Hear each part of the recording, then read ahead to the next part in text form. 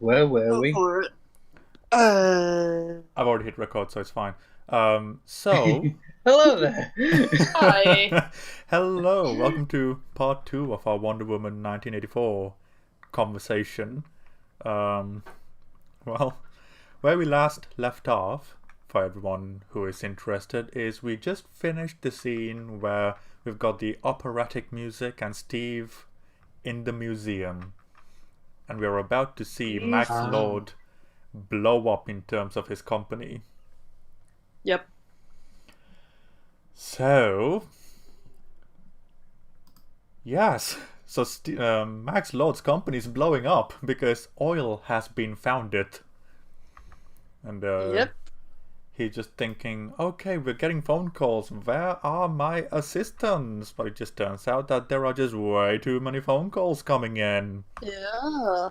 And it's also like, don't you wish you had more help? You remember how, So like... the cleverness of his ability to convince people to make wishes has just gone out of the window at this Yeah, point. literally what I was about to say. Because, I like, mean, 10 it's a minutes way ago... to do it, I suppose. Like, Uh, we're crunching for time. We're running out of time. Go, go, go, go, go. You want this, right? Yeah. Yes, great, you have it. But, yeah, Makes total sense. like, I hate the fact that we give this film some amount of credit for a little amount of time and it just spits in our face in the direct Yeah. next scene. It's like, we did a thing good? Well, no. We We made will it never bad. do it again. Yep. And this brings up the idea of what and how this magic orange dildo works, because all of a Oh, we're sudden, back to that again. It's Because- catching on. I mean, yeah. But do you know what? Honestly, I think it was Amy who first called it a dildo.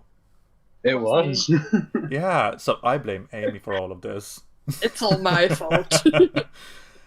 But yeah, it's weird because like she says, "Oh, I wish I had more help," and all of a sudden, people who are meant to be doing anything else are just teleported here. Yeah, I'm because like- there's that guy who says that he was meant to be going to a job interview somewhere else. Yeah, like an accounting Yeah. firm or something like that, and Max just goes, I "You're think hired," so. and I'm like, "That's not how it works." Like, Oh, and maybe you can make the argument that it's because the rock makes it a lot more susceptible because that was in accordance with your wish. But again, if it can teleport people and blink them out of existence, then why couldn't it blink Steve into existence? yeah. Yeah, It's just- that's just- it would have completely eliminated that whole thing. Yeah. Shenanigans would have been avoided. Yeah, you just kind of wonder, like, did anybody think to just go, Patty? That's kind of weird. Like, why not just have him pop back up?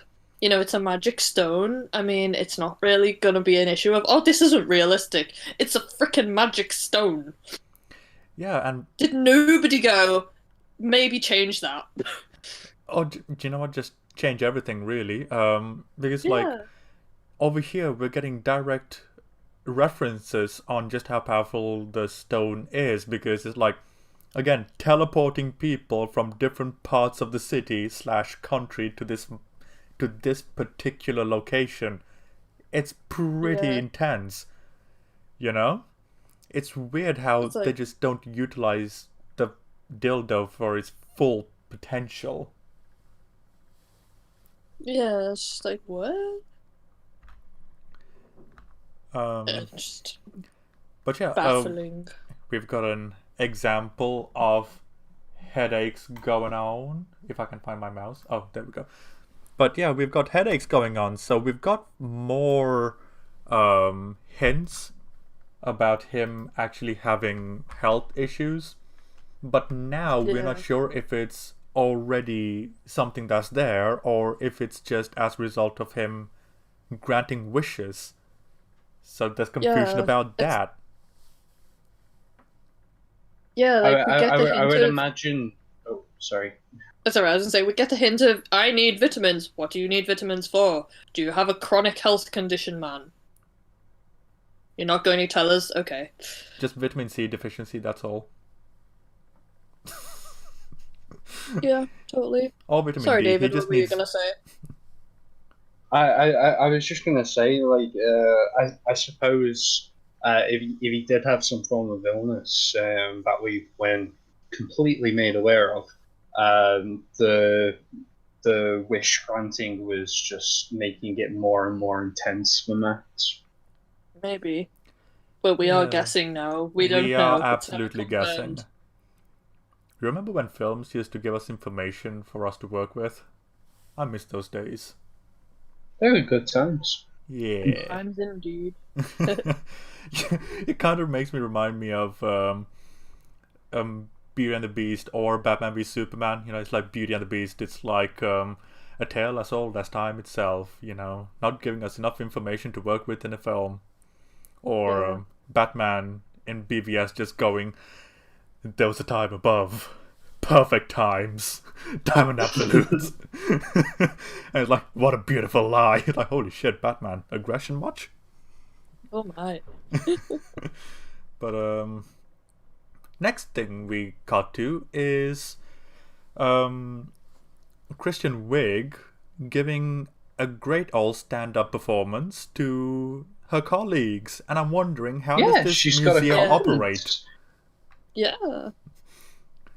Like full confidence, doing her thing, just tossing glasses as if it were, you know, not important to begin with. And I'm thinking, look, if you've worn glasses all your life and all of a sudden you don't need them, I'd reckon you'd have a slightly more interesting Price? reaction. You Yeah. know?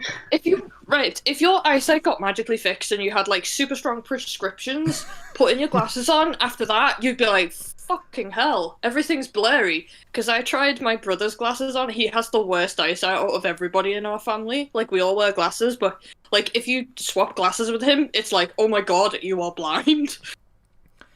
That's all I could think of when I watched this movie. I was like, she should know immediately that her eyesight's fixed because the glasses would just be headache inducing. And her reaction was so understated. It's like, oh, I don't need these glasses anymore. It's like, Yeah. like, Oh, nice. like I haven't watched the original Spider-Man in a really, really long time, but even Tobey Maguire got that right. Yeah, he has like, why are my glasses blurry moment.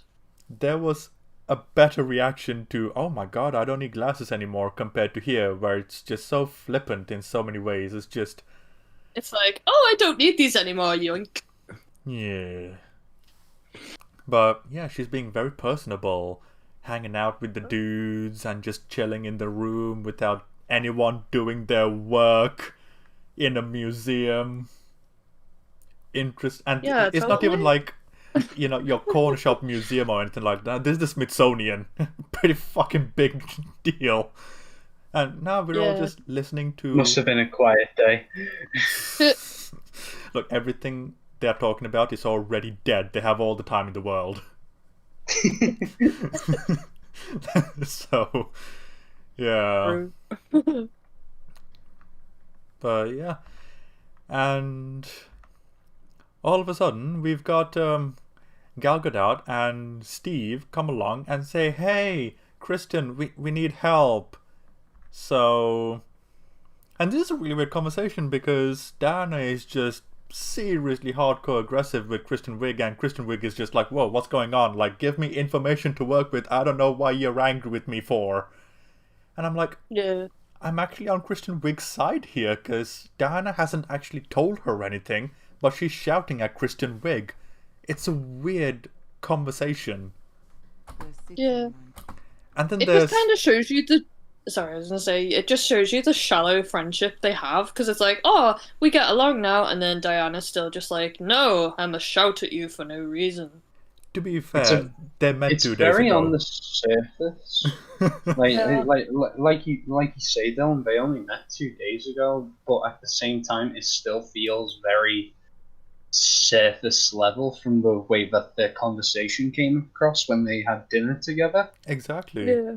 Because Now, we talked a lot about that scene and how the dialogue felt very forced, I guess you could say, and trying to say the characteristics of both characters rather than actually showing the audience the characteristics. So I think this argument, if you want to call it that, it kind of goes to show just how surface level it actually was. yeah, and the weird Yeah. part is like they frame the conversation as if, oh, these are two best friends coming to a head. But in actuality, it's like, oh, they're just acquaintances at best. And I just sent you a picture of Steve looking very cross. So But, yeah, it's ridiculously contradictive is a word I would use to describe this scene. Because their relationship is very shallow, yet they're treating this conversation as if they've had a friendship of years. yeah. It's Maybe very not like, even why? years. Like Yeah. I'd even say like a couple of months, maybe. Like I Yeah. think that's on the level of this argument, at least. Like it's as though they've known each other for some time. Yeah. I am on the Kristen Wiig side though, because she doesn't know. Then she's just like, why are you mad? Yeah, exactly. I'm on her Chill, side as well. Like, you gotta be pretty impressive for me to take the side that is against Gal Gadot, you know? But, yeah, I Yeah. completely agree. Like, this is a really, really weird conversation that these two people are having, and then Chris Pine is just in the rear, just going, yes, exactly. He's like, I'm here too. I exist in this scene. I feel I'm- that's a lot of Chris Pine's role in this film. I exist. Pretty much. So, yeah. Regardless, Barbara does choose to help Diana in terms of finding out about things regarding the dildo, which is fine. She is a researcher, so fair enough, that is part of her job. Cool.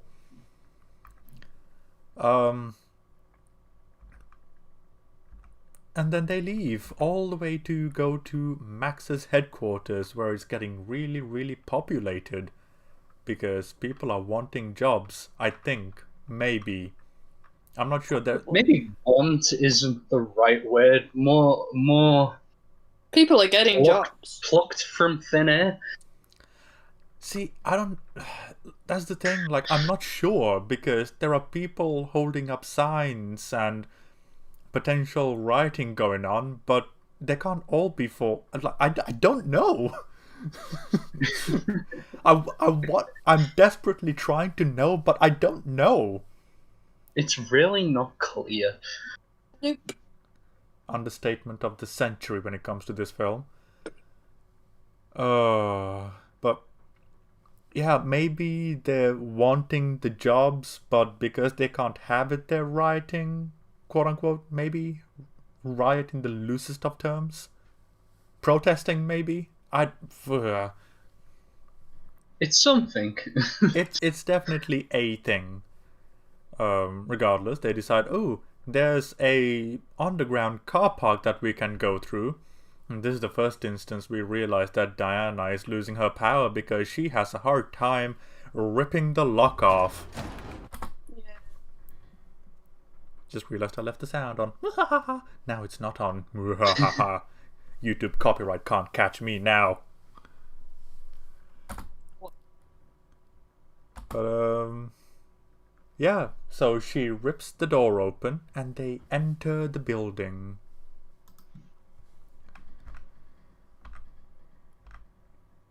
And about a minute later, we come to Max's office. I'm not sure if you guys are talking or not, or if I'm... No, we aren't. Okay. We are just listening. No.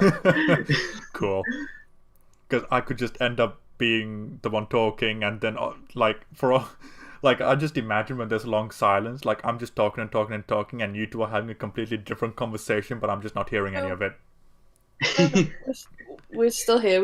I don't think we had anything really to add about the lock. It's like, yeah, wonderful. She's losing her powers. Yeah, that She was still opened the fucking door, though. Doesn't Steve come and wow, that's a Strong hard lock. lock or something. Yeah. Yeah. Like, considering that it's like 20 minutes after we find out about Kristen Wiig's gaining of power, it's weird that it's waited till now to show us that Diana's losing her power. And also, once again, to highlight how gradual her loss of power is, when in every other instance of this magical dildo being used, the trade-off has been near instantaneous. But I guess we need the story to happen, yeah? Guess so. So they search the office, and Diana is spooked because she finds out that the rock was built by a god, but she doesn't know what god yet. Yeah. Just the way she reacts is like, all gods are bad. Hey, Gab. Huh? Hey, Gab. Hey, Gab. Oh, hey, Gab. Hey, Gab. Welcome to my... Oh my. Oh. There you Oh, go. dear. Oh, no, David got David. hello. I just kept hearing Captain Ahab, and I was like, whoa, Moby Dick's in the room. Say A-Cab, but like, all gods are bad. A-Gab. Oh. Oh. Instead of A-Cab, you know? Yeah, it took me a while as well. I was like, huh? Oh, I get it now. I hate... I'm just dumb. I hate acronyms, so burn in hell. That's all I have to say. That's fair. But it's not even that all gods are bad, but she clearly has an understanding of what this thing is based on the way she reacted to it, and we were led to like, did you guys think that she knew the god, which god rather it was that was responsible, or were you just as confused when we find out that she actually didn't know? I was very confused when she didn't know, because the way she reacted, it was like she knows who made this rock. She like knows, and she knows it's bad. Yeah, I'm not sure how to feel about the scene, because she's, as we saw in the original Wonder Woman, she's had some bad experiences with gods, with what happened with Ares. So maybe that had something to do with her reaction. I mean, because although she didn't know exactly which god it was, she was scared because of the potential. I don't know.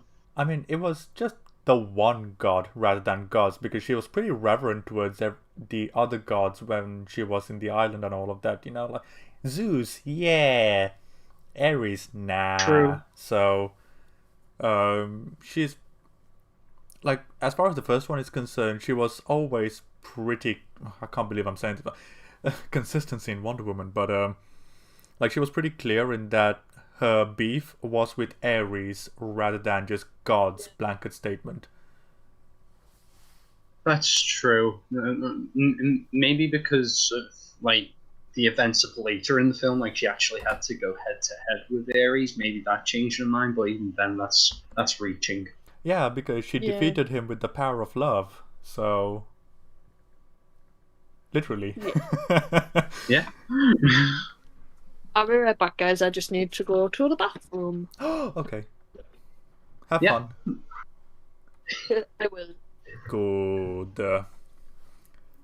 But yeah, so like, David, I appreciate you trying to defend this film, and I applaud your effort. I really do, because I don't know if anyone Just else trying to would. make sense of it. No, that's fair. I mean, Script's kind of all over the place, so it is, isn't it? I'm just trying to understand it. Like, who thought this was a good idea? That type of thing. yeah, it's like you're just kneeling in front of Patty Jenkins, just going, "Why does it not make sense?" Oh, Like maybe also the 70 years in a time becoming she's an archaeologist, right, of some sort, looking at Yeah. antiquities. So maybe through research, maybe she's discovered more gods that were bad, and she's learned about the types of gods that leave behind these items. That makes sense to me, but at the same time, it's reaching. Oof. I hope that's not the case because the DC universe, as it stands, is already kind of balked because of the fact that we've got gods, period, and they're the Greek gods. If we were to introduce like Norse gods or Asian ones, Mesopotamian ones, Latin ones, South American ones, like that's a whole convoluted mess you're going to be creating because nebulous gods. Now, if they were sticking solely to Greek mythology, then it restricts how convoluted this quote-unquote universe could get as a result of being overstuffed with an overabundance of gods. So I genuinely hope that's not the case. Yeah. Like, I can just imagine, like Zeus taking on Thor and the winner of them taking on Vishnu. It's like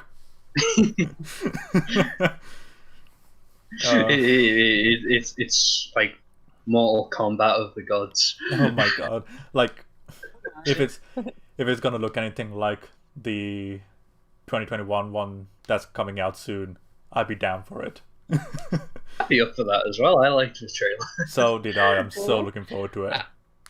I will have to check the trailer out. Oh, It does look good. Like I know next to nothing about Mortal Kombat, but at the same time, watching that trailer, I was like, this interests me, and this looks really cool. yeah. What's the name of it again? Mortal Kombat. Oh, I didn't realize they were making a new one. I forgot. Yeah, it's coming out as of today, next month. Ooh. So Well, yeah, I'm excited. But it's really cool. Like I think the least interesting character is the main character because it's an OC, but from the trailer they got everyone else visually and in terms of their Nice. feel so right. Like Sub-Zero That's was cool, Sub-Zero. I was like, holy shit, yes! I love the move that he does. Like, I showed the trailer to my dad, and he was like, you know your opponent is good when you end up getting stabbed by your own blood. And I was like, Hardcore. yeah. Oh, I'm just Yeah. looking forward to the fatalities in this film. Oh, Oh, it's gonna be good. Well, I'm what do you excited. think? What do you think? Do you think it'll outdo the first Mortal Kombat film? Or nothing will do you outdo think the that'll first be Mortal the gold Kombat. standard? The first Mortal I Kombat mean, is considering, yeah. eternal. It is forevermore. Yeah. Oh, speaking of trailers, I watched the trailer for Cruella today, and I was just like, "What the fuck is going on with you, Disney?" So Literally, it's like they're trying to make Cruella de Vil into Harley Quinn, and I'm like, "No, I'm sorry, this lady wants to kill puppies. no, she's just She has misunderstood. no redeeming qualities." She's just really misunderstood. That's all. Like at the heart Yeah, of it, all she totally. wanted was 101 skinned puppies. That's all. Yeah. She just wants a coat, that's it. Oh my god! Just the bit in the trailer though, there's a bit where she goes, "I am woman, hear me roar," and I'm like, what are you trying to say that Cruella de Vil is an empowering character? Apparently so. What the hell? I just watched it and I was like, what is going on? Anyway, sorry for the tangent, just talking about trailers reminded me of it, and I was just like, this is weird. Like the Paul first, Walter Hauser is in that film.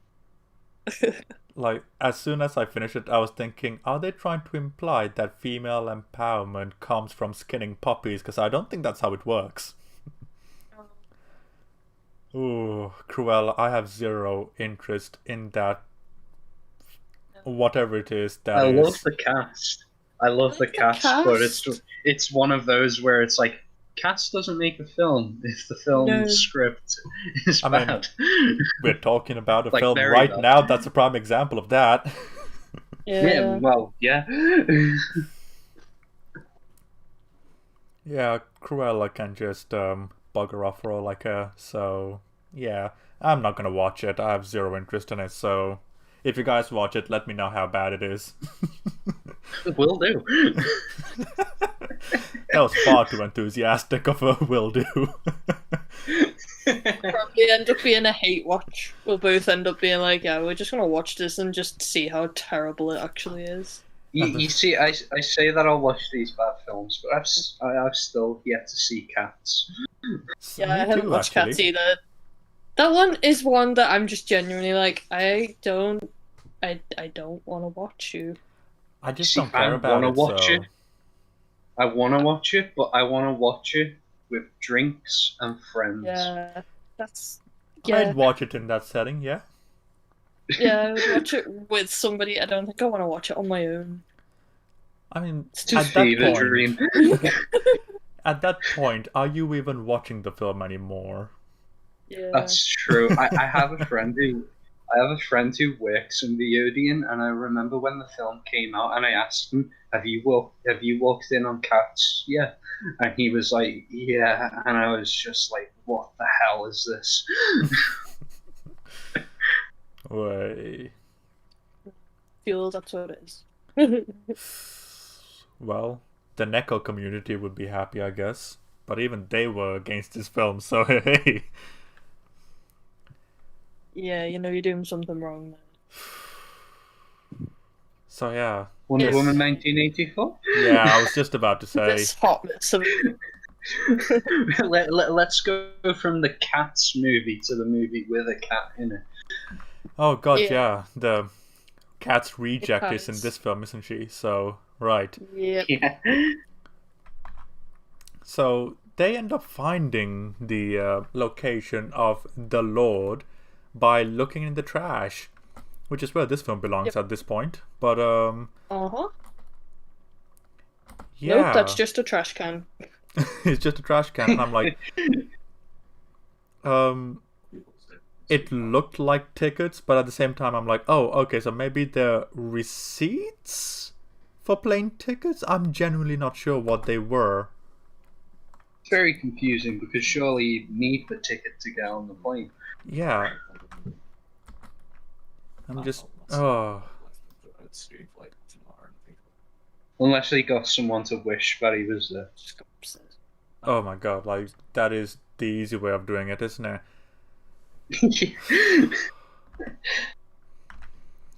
But yeah, at this point... Once again, pulling at strings. it was the Flash. Which was a running joke in the first Wonder Woman. It's like, this makes no sense. It was probably the Flash fucking about with Yeah, time the Flash. again. Yeah. But they find out about the ring and the ancient god and asks Barbara to have a look-see. And after that brief phone call, we have Steve find the ticket/receipt in the trash. Yeah. And we have this really retarded thing going on here, right? Because we know that Steve Trevor has no passport. But you know who might have a passport? Probably does. Handsome man might have a passport, you know? You see, No. that line would It work. doesn't have a name though. That line would work if it was actually Steve Trevor who was there. Jackpot! It's almost like Yeah. it's almost as if the film forgets handsome guy is a person. Oh my. Yeah. It's an object, apparently. Yeah. I mean, what it's else? just handsome, that's it. What else is a man besides being a dildo, right? Yeah. Really. They're talking This about it film- with you guys. I'm just realizing how much of an anti-man film this is. It's actually hilarious This- now. Yeah, this film just hates men. It's just like, Ah. why? It's like Twitter. Anyway. Oh god, like... Anyway. Oh! Now we come to an even more retarded part. It's just one thing after another. Because they go to the Smithsonian, to the aerospace wing, Oh. and Yeah. they walk right through with security clearance, so they know exactly who stole the plane because they've got records. Yeah. And it's And- on camera. And it's on camera. And you know what really blows my mind? That this fighter jet has fuel in it. Yeah. Because of course all museums just keep all their weapons and planes just operational at all times. Makes Of total sense. course. And I'm like, you know, when I first saw this film, I was like, oh, they've just snuck into an airport. Surely that has to be the reason. But no. Yeah. I mean, that would make more sense. It would. Yeah. Because my stupid ass is trying to make sense of this film. You know, it's like I gave the film more credit than it deserved. Oh. Yeah. And The 'cause- funny thing is that when you think about it, who's caught on camera? Diana. Handsome Man. And he could be potentially arrested for that. Yes, Big very new. true. And I love the fact that Steve is able to fly a jet that is That he 70 years never ahead. touched. Yeah, that's like me trying to fly a freaking spaceship. Like, literally, okay, so F1 fans, there's a story of Lewis Hamilton, and I'm pretty sure it's Niki Lauda having a conversation. And Formula One drivers, by the way, for anyone who's not sure about them. But they sat in a car from their eras, and Lewis Hamilton just went, I'm not racing in that fucking death machine. And then Niki Lauda goes, I'm not sitting in your fucking death machine, man. So, different eras, different mechanics, different fucking engines, different everything. And that's just a couple of generations. This is a lifetime fucking hell film. 70 years. There's just no way he'd know how to do that. I get he's a pilot, but he's a pilot from 70 years ago. That's like implying, Planes have evolved. that's like, Absolutely. Like it's like earlier in the film, and you see stuff that he recognizes, but he can't get his head around it, because obviously 70 years have passed, so things have advanced. yeah. And that's where some of the humor comes from. But when it comes to this scene, it's like, how can he fly a plane? how can he fly this plane when it's so more advanced than any of the planes that he flew back in World War One? Yeah, it makes zero sense. But then again, that's this entire movie. Amongst many other things. But yeah, it's so let's ignore the fact that Steve can fly this thing. Let's ignore that the Smithsonian has fully fueled jet planes. And let's just say, okay, it's all going according to plan and they're on the runway. It takes Diana till they're at liftoff, till they're about takeoff rather, before she mentions, oh yeah, radar's a thing. Yeah. And I feel as if that was actually not part of the script, and Chris Pine's reaction was genuine when he says, well shit, Diana!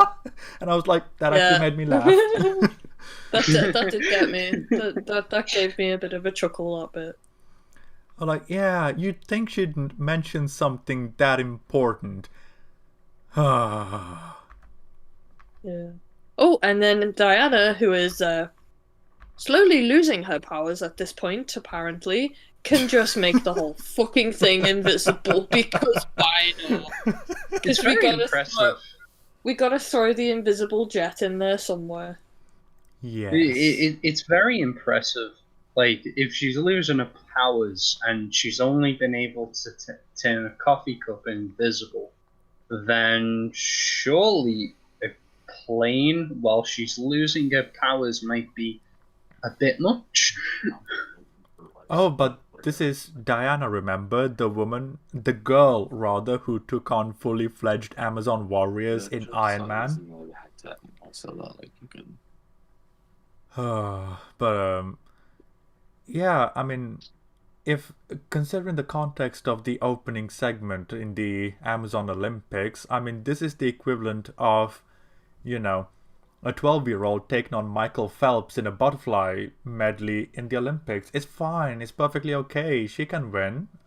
So, yeah, and this power comes out of fucking nowhere too, mind you, because it's like, oh, yeah, hey, my dad, Zeus, made an island invisible, so I've been practicing it. It would have been nice to see her practice this, but Yeah, like just an earlier scene while she was in her apartment or something. Is this little filmmaking tool called Plant and Payoff. They plant the most mind-numbing things, but when it comes to the important stuff, they skip it. Ages.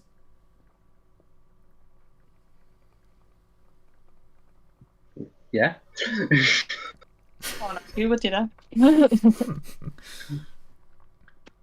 So yeah, the plane's invisible, and then they fly away, fully invisible. But you know what? Just because it's an invisible plane doesn't make it immune to radar. That's what I was thinking as well. Because radar is echolocation, which is sound-based, not visual-based. Yeah. This film is a treat. Someone didn't think about that. But it also turns out that it's the 4th of July. And considering it's the 4th of July, you'd expect there to be a lot more, like, hype during the day, considering it is the 4th of July. Bit more fanfare, bit more excitement. Yeah, and this is America we're talking about. They go all out for 4th of July celebrations. Yeah. They practically treat it like Christmas in summer. Hell yeah. Okay, so this segment is really weird. Which is the tagline of the film at this point. Because they're in a jet. They're going a fighter jet, mind you. They're going really fast. But it's going in slow motion, where we get to see all the pretty colors and the shapes that they are making. But they are moving in real time.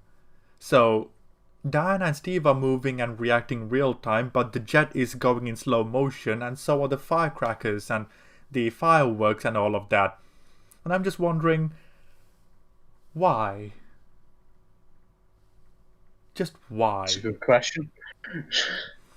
Like, okay, like, provided I'm safe, I'd like to fly through, like, fireworks. Provided I'm safe. Big fucking asterisk there.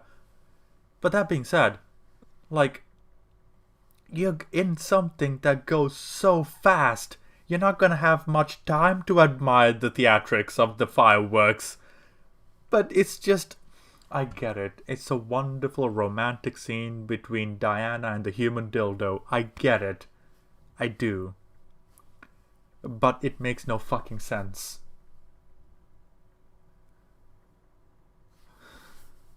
Do you guys have anything you want to add to that at all?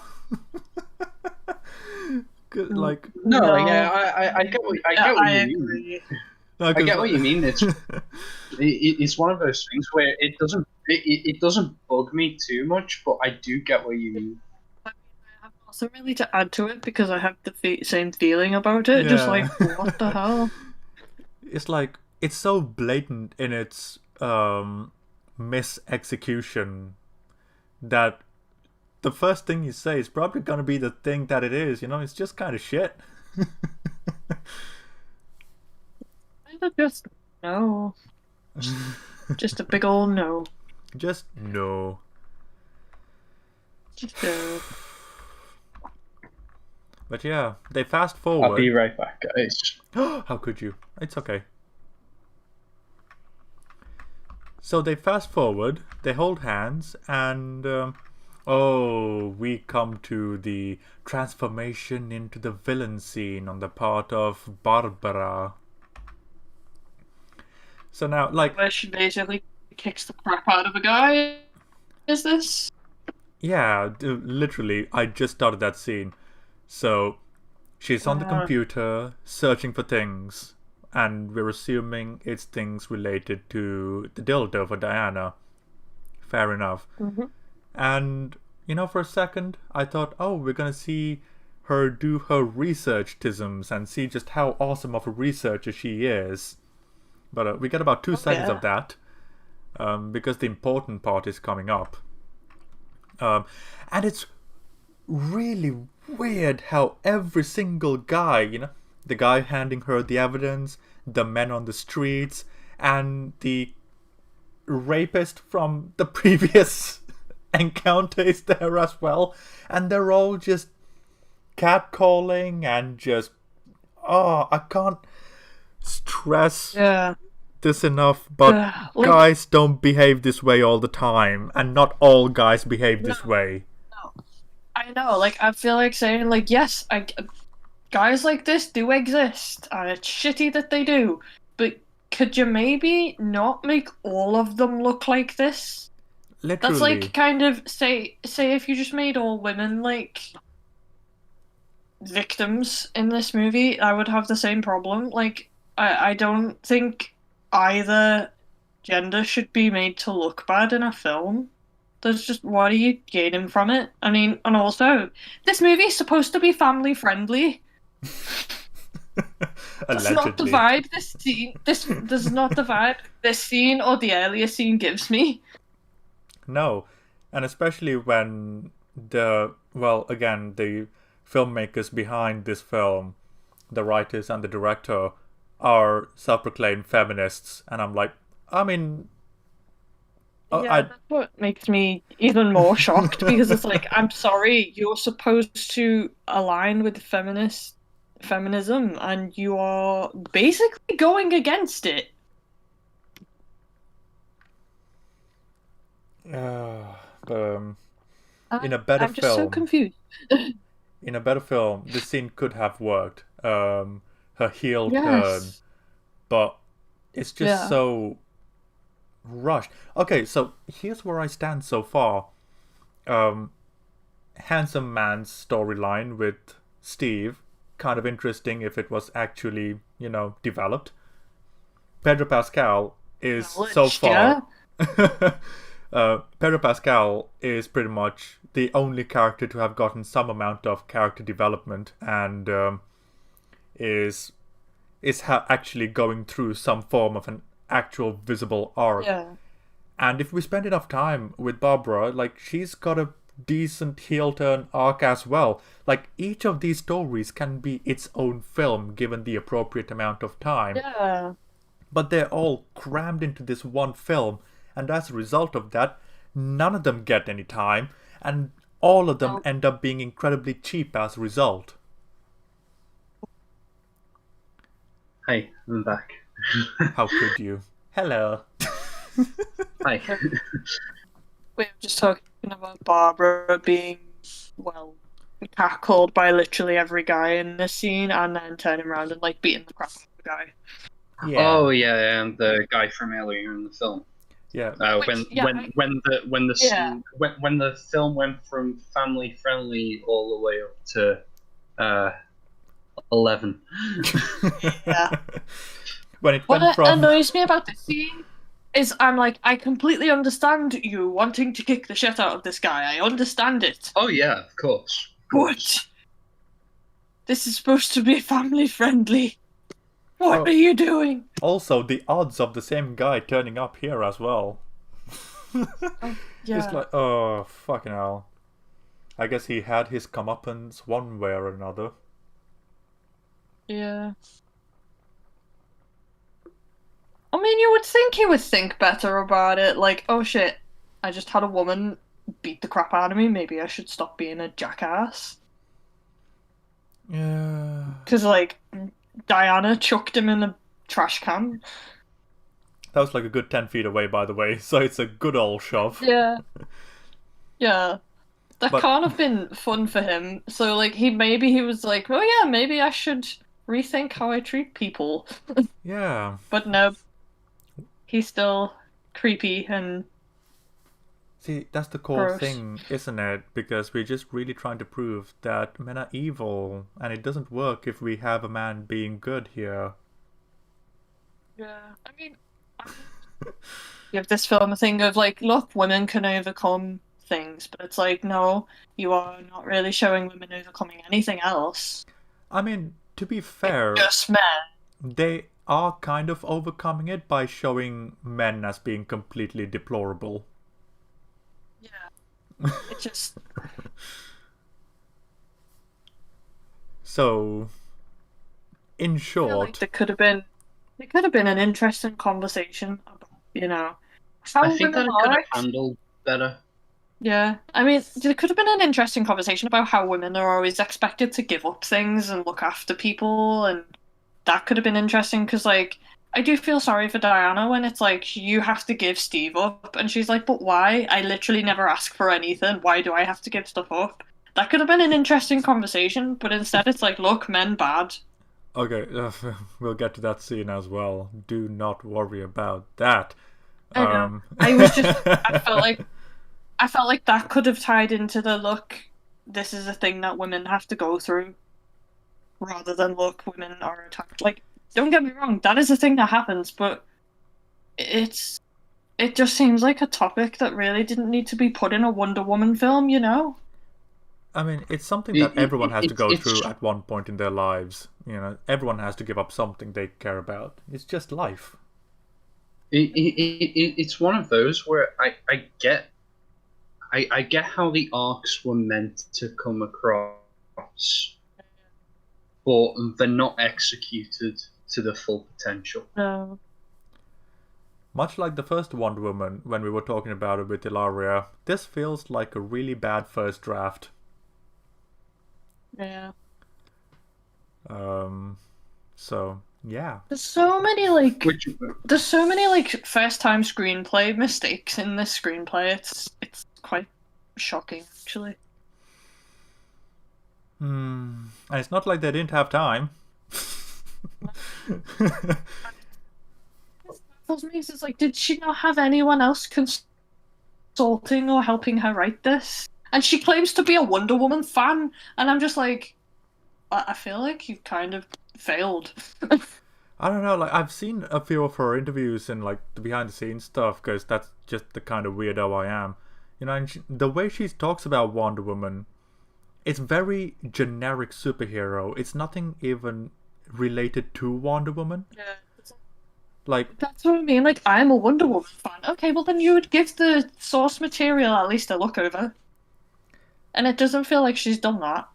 like, when I'm really thinking about it, when I'm seeing the portrayals of Wonder Woman in these films, I'm thinking, how the fuck does Zack Snyder have a better understanding of Wonder Woman than you? Like, genuinely, I'm actually flabbergasted by that.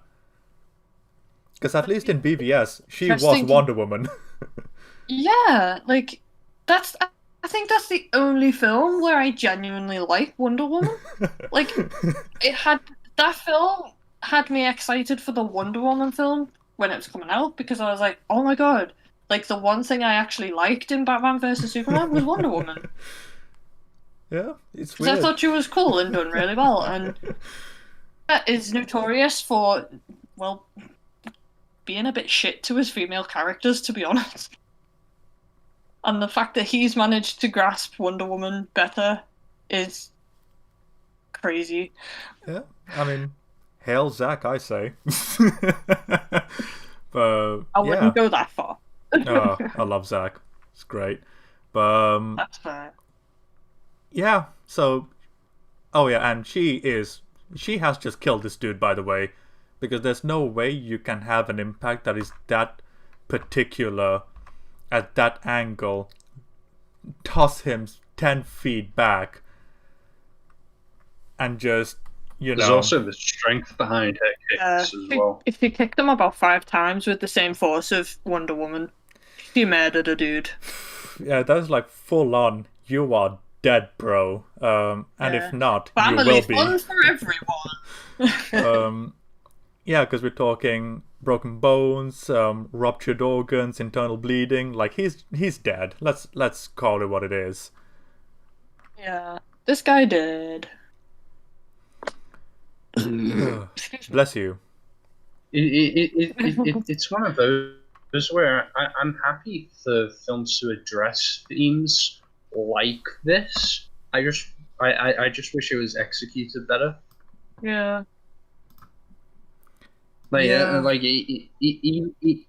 I'm also happy for there to be elements of darkness in films like this. It's just when you start off with a scene as goofy as the mall scene in Wonder Woman 1984 that it's just a bit jarring to go from that goofiness in that scene to the perv in the park. Oh, and the fair black distance that she kicked him. Oh, and the black bro who she gave food to comes along at this very second too, which was amazing. Yeah.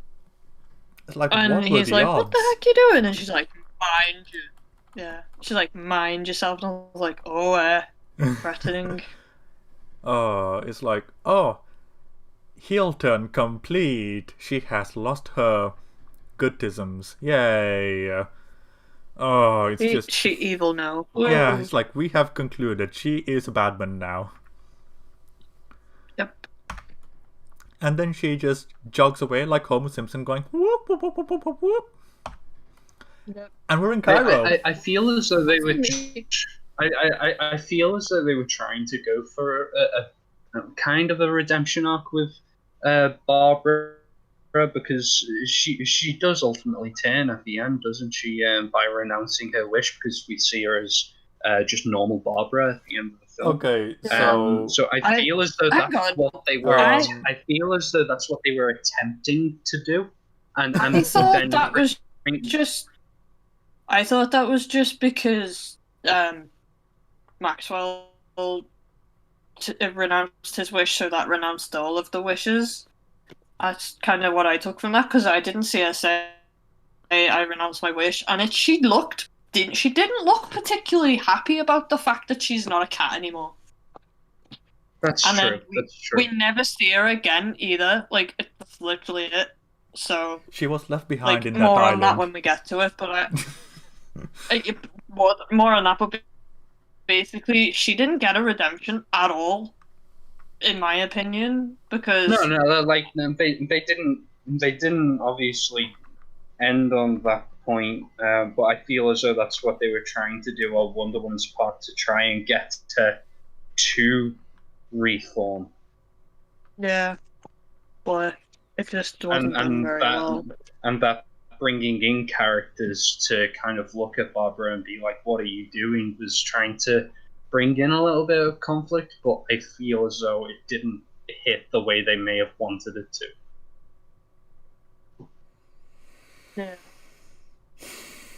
Yeah.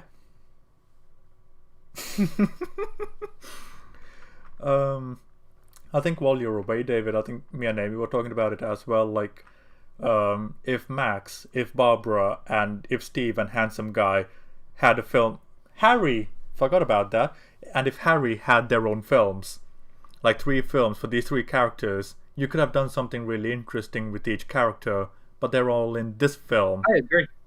And it's just... I feel as though... I feel as though they tried to do too much in the film, because it feels very overwhelmed with, like, subplots and all that. And yet simultaneously, not much really happens. No. Chaos. Wait, like, the bad guy doesn't even get the stone until 40 minutes in. Yeah. So, and Wonder Woman doesn't start losing her powers properly until later than that. Yeah. So it's like, you've just taken 40 minutes to get to the inciting incident film. And at this point, we have come up to an hour without actual Wonder Woman. Because it's Wonder Woman doing her Wonder Woman stuff in the mall was at this point an hour ago in film. And for a film called Wonder Woman... I think it's like I remember Chris Stuckman's review of Wonder Woman 1984, and I watched that. he compared the film to Spider-Man 2 and how you don't get a lot of Spider-Man being Spider-Man because he's losing his abilities because he's so stressed. But everything around that event and the drama of that event is so interesting that you're compelled to see him get his powers back, and you're so excited to see that. But with this film, there's none of that, and none of the intervening drama that's trying to ground the film isn't particularly interesting. Okay, so correct me if I'm wrong, because it's been like 10, 15 years since I've seen Spider-Man 2, but wasn't the entire point of that film Peter Parker figuring out if being Spider-Man was actually his calling or not? Yeah. It was, indeed. Okay, so there's a reason why he wasn't in the costume a large majority of that film. Of course. Yeah. Of course. There's a narrative reason. Yeah. Of course, I'm just saying that, you know, he didn't have his abilities because he was losing them because of the stress and figuring out who he wants to be and all that kind of thing. If the drama was interesting, whereas here it's not. Yeah. Pretty much. Basically. So we're in Cairo now, and Max Lord is talking to the King of Crude, whatever his name may be. And they're talking about wishes, and the King of Crude wants his land back. And this is where the interpretation of the wish comes into play, because just how much creative freedom does this dildo have? All of it, apparently. Because I doubt he was thinking, I want a giant fucking wall around my city. Like, oh, okay. Didn't exactly say that, but, you know, we'll give you a wall anyway.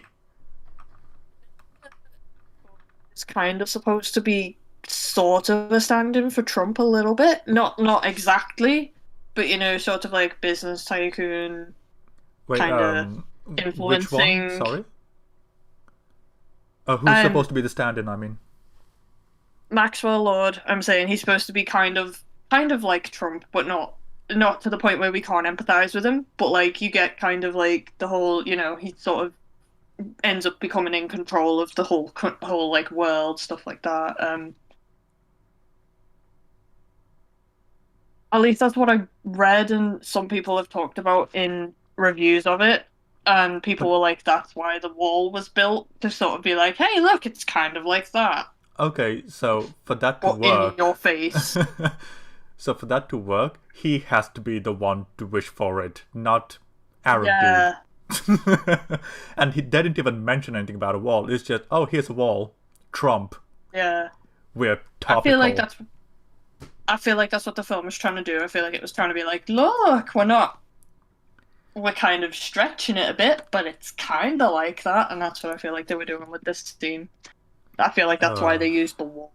Anyway, that's just the way I saw it. I mean, fair enough. At no point in this film did I get Trump vibes from anything. I was just, oh, okay, cool, that happened. I literally only got it from the fact he was a businessman, but I can see where you're coming from. Yeah. Like I say, I didn't say like literally. I didn't put Trump's personality or anything like that on, because I was like,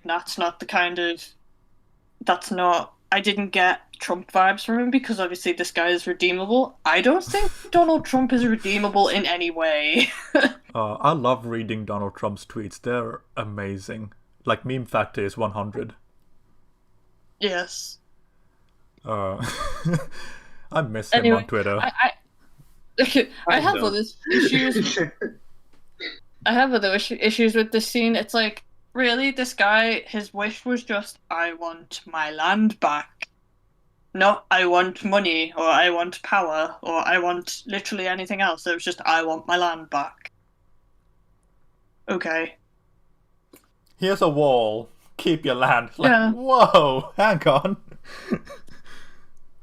Like, that's nowhere near what I wanted. And at this Like, point, where did that come from? it's like, at this point, I'm just thinking it's not even a monkey sport thing. The dildo is just being a bit of a prick, you know? Like, it could have brought Steve back, but no, he just wanted to fuck with handsome dude, or Harry, as we like to call him. Wanted to make things awkward. Yeah. That's all. It just wants to cause chaos, basically. Oh. Pretty much, yeah. But then even that's not consistent, because it gives wish exactly for the wish, and it's just like, oh my god, this film. Yeah. And he's like, I'll just take all of your gods. Have fun dealing with everyone hating you. Bye. Yeah. But yeah, it's like he grants the wish, figures out, he's told that, oh, I have no more oil, and instead takes his security detail with him. And it's like, oh. He's a man now. And I'm like, oh, so autonomy is destroyed here in the terms of these people. And I'm like, holy shit. Like, it's mental just what it does to people in this film. Like, Harry is hanging out with Cthulhu in an alternate dimension. All of these people's, the security guards' consciousness are just completely taken over by him now. It's no, just no. Like, I get it in the comics that Max Lord has like mind control powers. I get it, but this is not that. So Yeah, it's a completely different thing. It's like I'm trying to do the tit for tat thing, but it's like I'm just gonna choose. I'm your security detail. Bye. but it's yeah. It doesn't even. Is it even a fair trade? Like, okay, so he gets his land back and all of Supposed to that. be a fair trade, isn't But- it? Just like trade. No, I'm not even talking about that. It's all of these security guards. They should have some amount of autonomy. You know, like they're hired goons, for lack of a better way of saying it. But even they Yeah. have a Yeah. consciousness. So to say that, oh, these people are now his security detail, are they implying that these security guards actually don't have autonomy? That they actually belong to the King of Crude? Because that's a whole other kettle of fish if we're going down that road. I'm honestly not sure. I don't. Hey.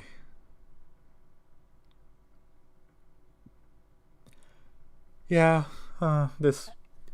No, just just this film. Oh, we still have an hour left. We're doing well. We're moving faster. Yay. I'll give you that. Yeah. But oh my god! Even when I saw this the first time, I really, really felt sorry for this dude, because out of everyone that was there, like there's this one unlucky fucker on the top of the wall, just wandering, Oh. just. I didn't even notice that. Oh my god, yeah. Like, I was laughing in the cinema when I saw this for the first time. Oh wow. So there's this really. I feel sorry for this guy. Same here. Jeez. Oh, maybe he was, For, you know. for reference for viewers, there's a car suspended up at the top of the wall that Max has created.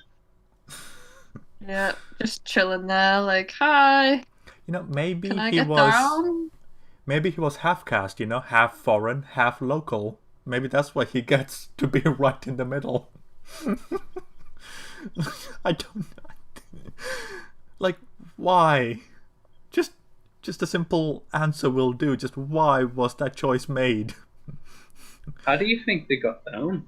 I don't think they did. I think he's dead in that moment. Yeah, more than likely. Likely, yeah. I'm so glad that frame came up. But King of Crude instantly regretting his wish, and Max Lord leaves. And it so happens that they're going down the same road that Diana and Steve are going through. Steve. I was like, this is so lazy. They literally just happen upon him. They don't even like try and figure out where he is or anything like that. It's just like, oh, there he is.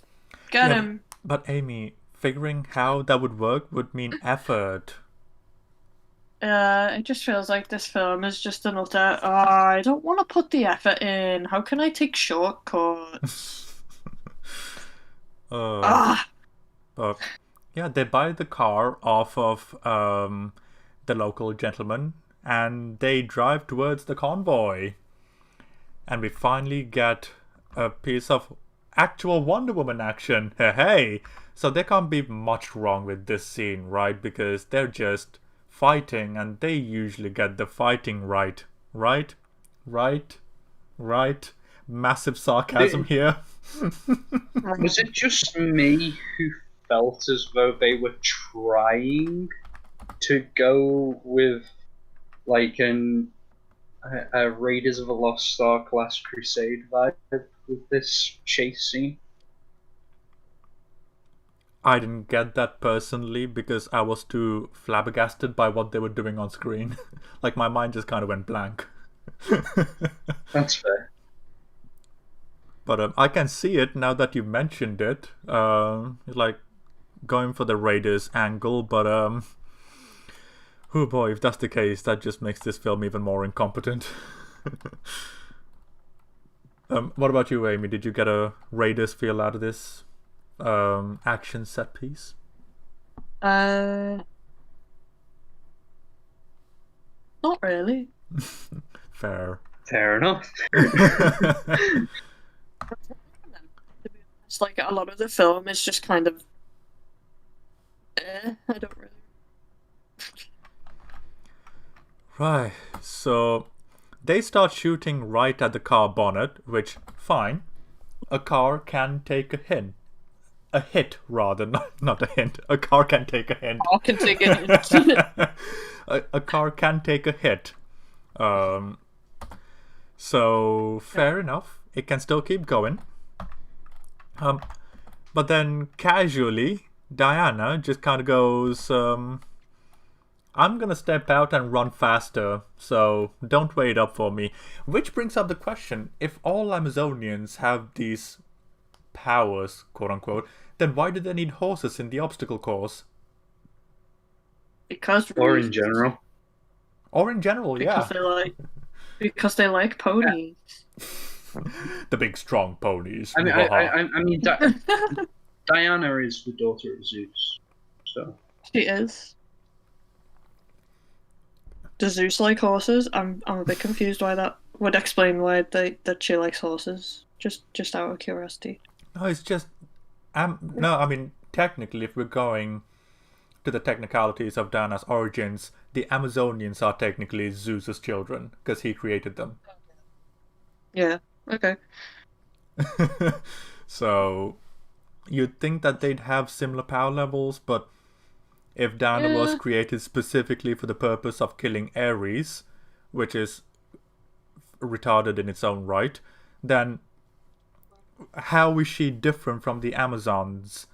Because she was, again, if we're taking Wonder Woman 1 as continuity with this film, it makes no sense, because her power levels, according to the various ages they portray her in, make absolutely no sense, because in one moment, she's taking on the most hardcore, highly trained Amazon warriors, and a couple of years later, she's losing on a one-on-one fight with Princess Bride. Yeah. You went to say Princess Diaries, didn't I you? wanted to say Princess Diaries, yeah. So, I if we... want to watch that now. So one good thing has come from this set of episodes. Yep. So yeah, she does a Grand Theft Auto and casually jumps out of the car, and oh my god, the CGI, the not even the CGI, the compositing all work. Of the CGI.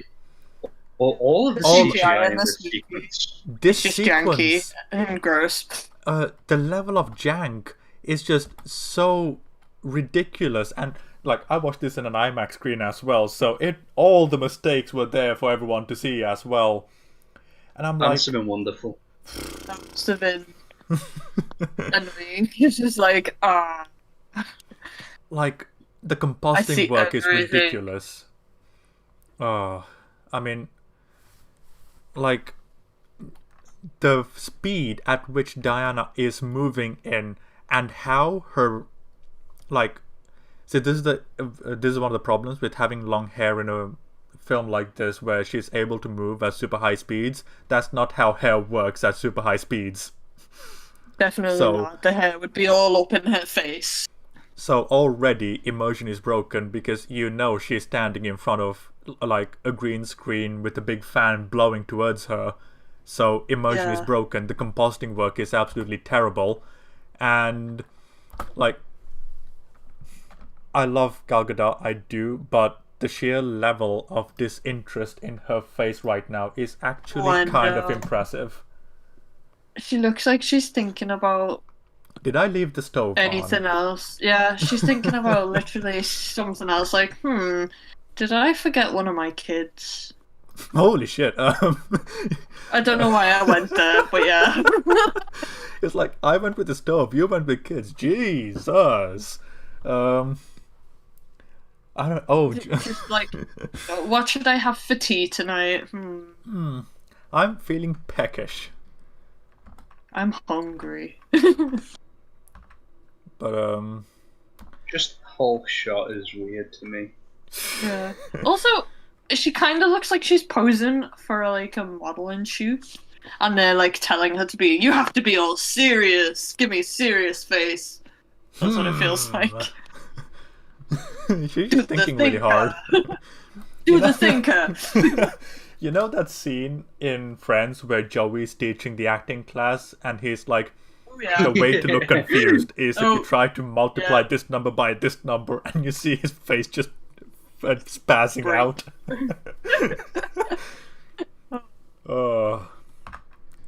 But yeah, there's this really weird scene where she just rips out the steering wheel and says, the brakes still work. And I'm like, that's not how you utilize brakes. Like, you still need a steering wheel.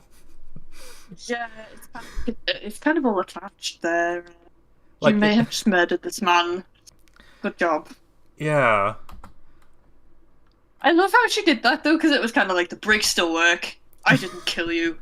Yes. But you have no way of directing your truck while you steer, so good luck. While you brake, rather.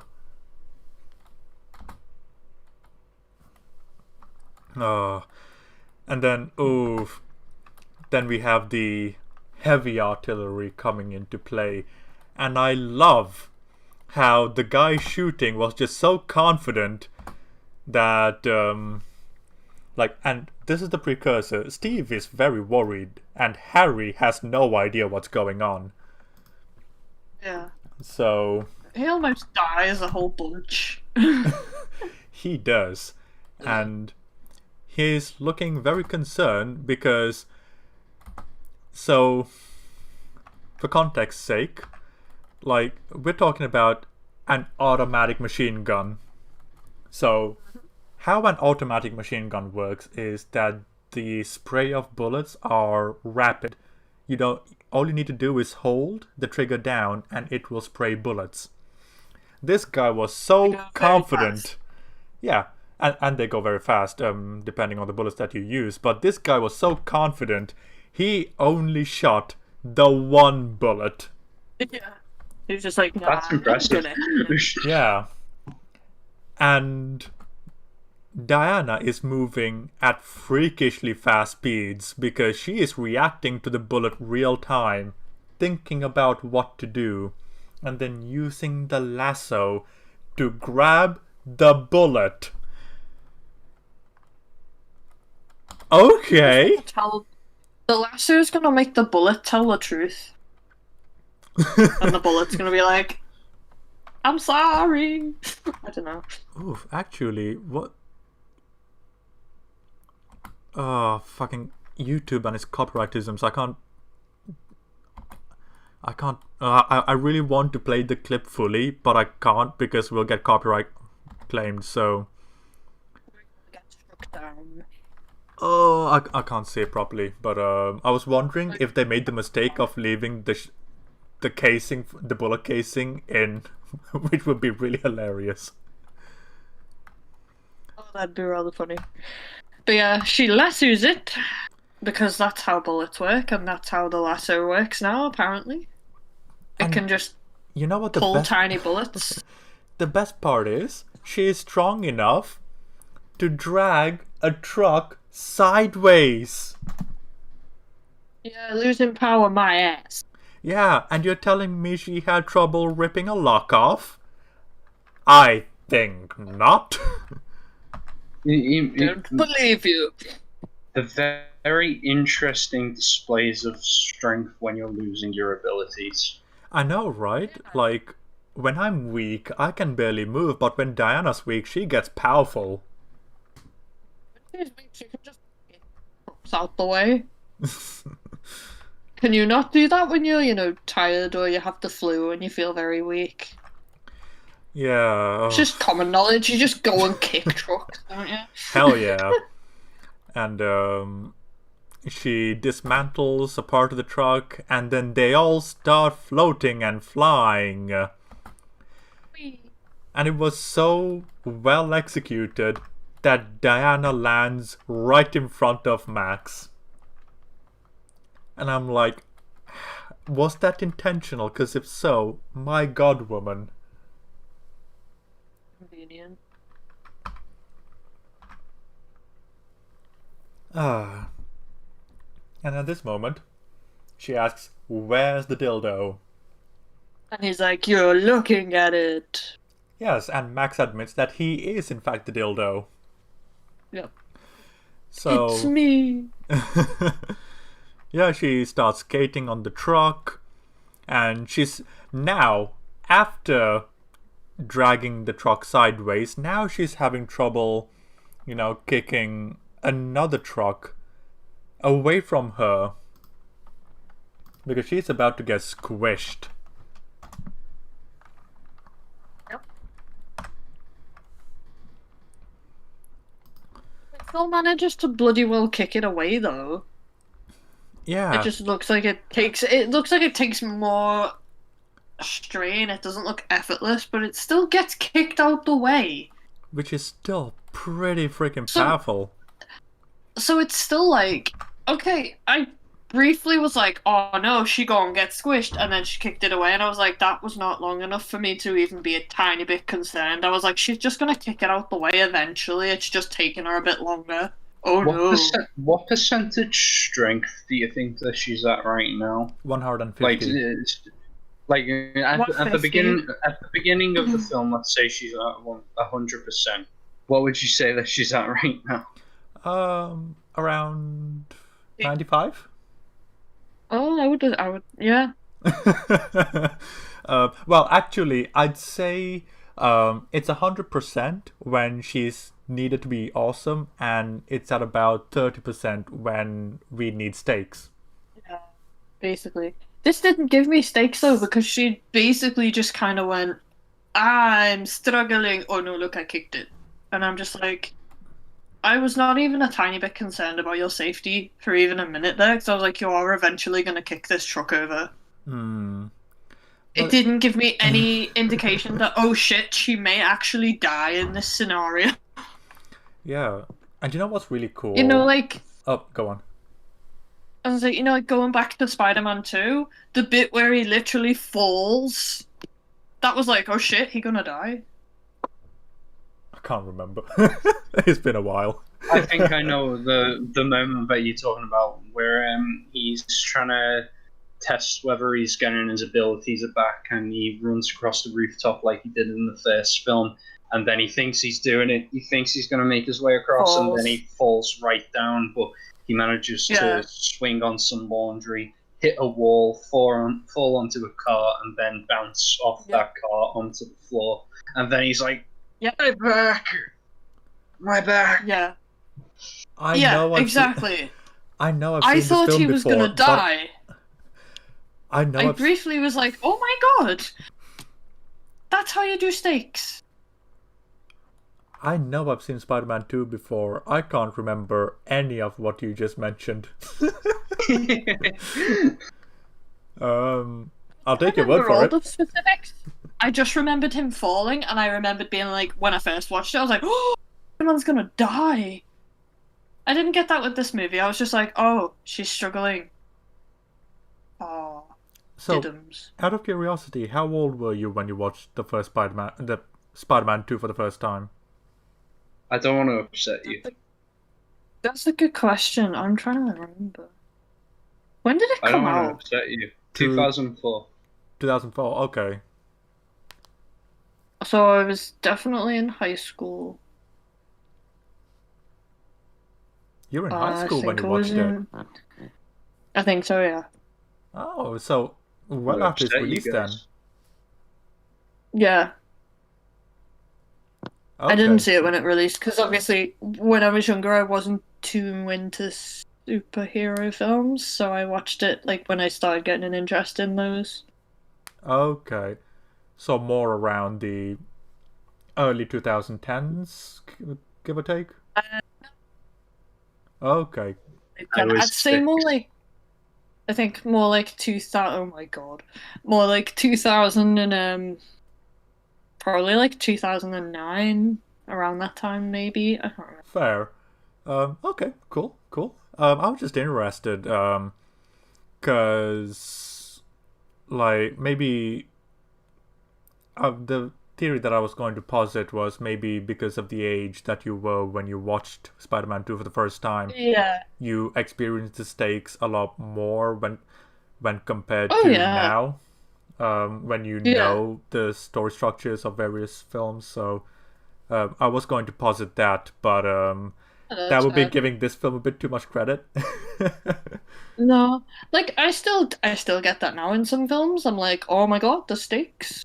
And like sometimes, like in the back of my mind, I'm like, I know they're not gonna die. They have plot armor, but I still briefly go, oh shit, you know.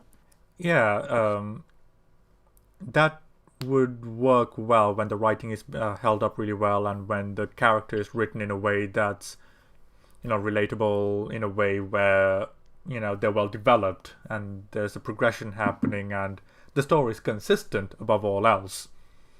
So you can develop tension hardcore, but when it's so inconsistent with his powers as this film is, tension becomes a distant dream.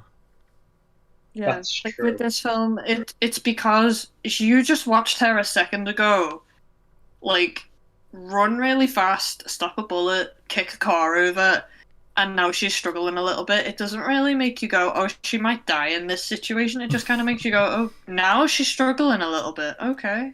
Like, oh, of course, now she's struggling. Like Just a you know, question, like if Steve had to intervene or something to stop her from getting crushed, I feel like the stakes would have been much higher. But she just manages to get it out the way in the end. Yeah, or maybe even if she was established to be weakened by this point earlier on in the film, so that we know her power levels. It's not really not really set up at this point, is it? No, like the lock scene was the most we got. Yeah, it's completely out of nowhere, basically, that suddenly she's struggling. Like, if from the very start of the encounter, like, that she was, like, very slowly, I don't know, oh, I can't kick this car over, what the hell? Or, I can't run very fast, like, she slows down halfway or something. Some kind of indicator that she's losing her powers, rather than just, she struggled with a lock earlier ago. And how It's far kinda are we like- into the film, Dylan? We are nearly an hour and a half into the film. Exactly an hour and a half, and now we're only getting like slight hints that she's losing her powers. Yeah, The pacing is way off in this film. it is. It One is could broken. argue that the pacing is shot in Yeah, the definitely. face. Pacing has gone out of the window. And Pacing has slashed. left the building. The pace, yeah, pretty Dylan, much. Yes, David. just a question, seeing as we were on the topic before. How old were you when you saw Spider-Man 2? I can't remember. It was around my 10th birthday. I watched it when it first came out. Yeah. Why? I think I was just curious because we were talking about it before. That I was either 6 or 7. I either watched it the year it came out or the year after it came out. Fair. So I was 6 or 7. Cool. Mikey was about the same when I showed it to him as well. He was about 6 or 7 when I showed it to him. You know, I'm one of those I weird have fond fuckers memories. that fall on the side of Spider-Man 1, 2, 3. Well, they're perfectly acceptable. Like, I'm one of those people. One of the very rare Them, breeds. I would watch them instead of this movie, put it that way. Oh yeah, absolutely. And Definitely. genuinely enjoy them. Look, I'd watch Twilight over this film. Oh my god, you know what I would do? Oh, David, I you hated Twilight. Which would you watch, this or Twilight? Um, Sparkling vampires. I can laugh at I can laugh at Twilight. Yay! Twilight has some entertainment value if you sit there and laugh at everything and how bad it is. Oh my god. Like I don't particularly want to watch either of them, but Put a gun to your I head could if you at had to least- pick. I could at least burst out laughing when Pattinson gets glittery And the baseball scene. Oh, and the baseball scene cinematic especially. genius. Seems good. The sparkly scene, when I rewatched it, I didn't realise this, but they actively have a sound effect I for the Yeah, they do. sparkles. I remember you saying that one time when we were on call together, and I hadn't seen the film yet, and then I kept my ear open for it when I was watching it, and I was like, oh my god, she's right. There's a sound effect for it. Oh, Twilight is. Like when I first watched it, I was talking to my friend about it because we kind of used to be quite obsessed with the film. I'm like, how did neither of us notice this? And she was like, I don't know. And I was just Twilight. like, oh, it's so funny. That saga is a gift from the gods. Was it though? Oh yeah. I will make like that, Batman and Robin, 50 Shades, all of them. Absolute gifts to humanity. Isn't 50 Shades a Fan fiction, yes. inspired by? It was a fan fiction, and she just changed the name of stuff so that she could make it into her own series. Yeah. That's It's so precious. bad. It is so bad. It's amazing. I would happily watch 50 Shades over this film. You know what? No, I just couldn't in good conscience watch 50 Shades of Grey. I just, no. Oh, it's so funny though. I draw the line. It is so funny. I was laughing so I'm hard. sure it is. Like, genuinely, when I was watching 50 Shades 2 in the cinemas, I was laughing so hard. It was an incredible comedy. And I don't think it was meant to be a comedy, but oh, it was one of the best experiences I've had in the cinema. From a certain point of view. Exactly. But, yeah, Wonder Woman. So, I want you guys to posit. I've got a still here. I want you guys to posit what would happen in this scenario. What do you think should Squishy. happen? Squishy, squashy.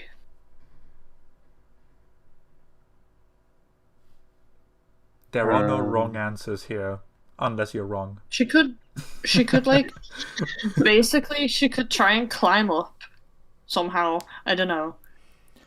Okay, so you know how only the rear of the leftmost tank is being held by Steve.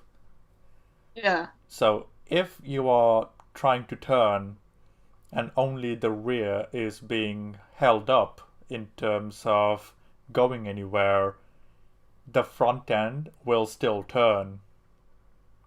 Wonder Woman So squash should be flat. So that very easily could squash her. So she should be squashed. She should be a pancake, Really? yes. But movie logic, I guess. Isn't it insulting Well, to call it she- movie logic? Plot armor again. She just can't die. Oh no. We can't be having that now, can we? But that's still not the most retarded part in this entire sequence. Because... Okay, I love the fact that Steve launches a missile from the tank. Oh. I remember when this happened and I just started laughing so much. Oh yeah. So she grabs hold of the missile using her lasso and uses it as NOS. And zooms right past because evidently a group of children are on the road. And Because you know, I used to play on the streets sometimes. You know what we always did when there's vehicles coming? We got out of the Move. fucking way. So if these kids get run, so there are two modes of thinking going through Wonder Woman's head. One of them's in favor of the children, and one of them is not. So either the children are so stupid they don't know to get out of the way of incoming vehicles, or she's expecting Max Lord and his bodyguards to be so evil that they're going to run over children. yeah. Oh, no. Either way, no. Like, it's fine. They'll get out of the way. This is what we like to call forced conflict. Like, there was plenty of time for them to move out the way. They even saw, like, the cars coming before, you know, Diana swings in and grabs them. If anything, she almost, like, injured them Oh my god. by being that dumb. So, you know how fast she was swinging, right? Yeah. Look She at could have where... yelled at them to get out the way. Okay, so look at where she grabs them. Those kids are dead. Yeah, I genuinely thought, oh my god, has she just murdered children? Like, she's going 'Cause so at the force, fast. they hit the floor as well. Oh I was my like, no, god, I'm that was sorry, funny. They should be dead. Like, the way they bounced up, I was like, oh my god, it's so obvious that they're dummies. They're bouncy kids. I was like, are they the Oh. baby from Adam's family? No, I just think they're the mannequin from Silent Hill. Yeah, totally. But yeah, shockingly, the vehicles just get out of the way, almost as if they realize, oh, running over kids is kind of bad. So all of this was for nothing. Oh, It was just so Wonder Woman could fall over and fall flat on her face. absolutely. And then after all of that, she says, oh, keep this a secret between us. I'm like, really? Like, Yeah, please don't tell anyone I almost murdered you. oh. There's only one way to seal that deal, and it's a pinky promise.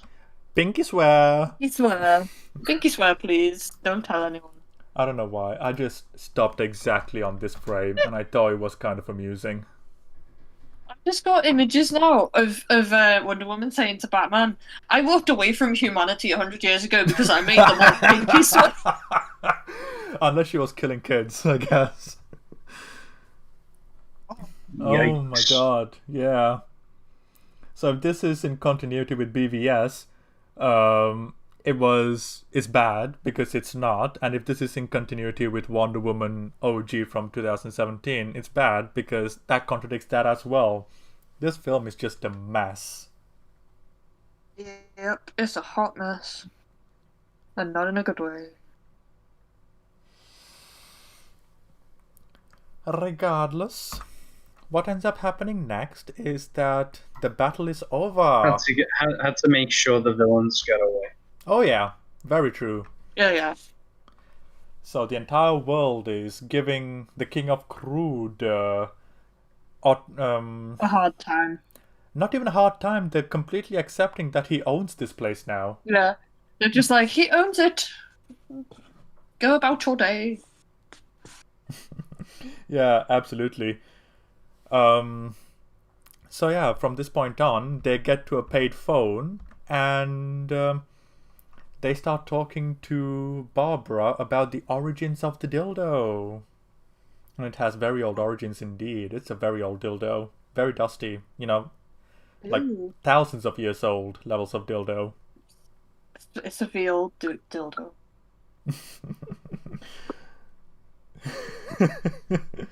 So They like talk to it and then go, okay, and then they magically. yeah, absolutely. So yeah, and this is a massive exposition dump as well, and it's executed in such a ham-fisted way. Like, oh yeah, information XYZ, XYZ, XYZ. Let's meet up in front of Galaxy Records so that we can meet the bro. I was like,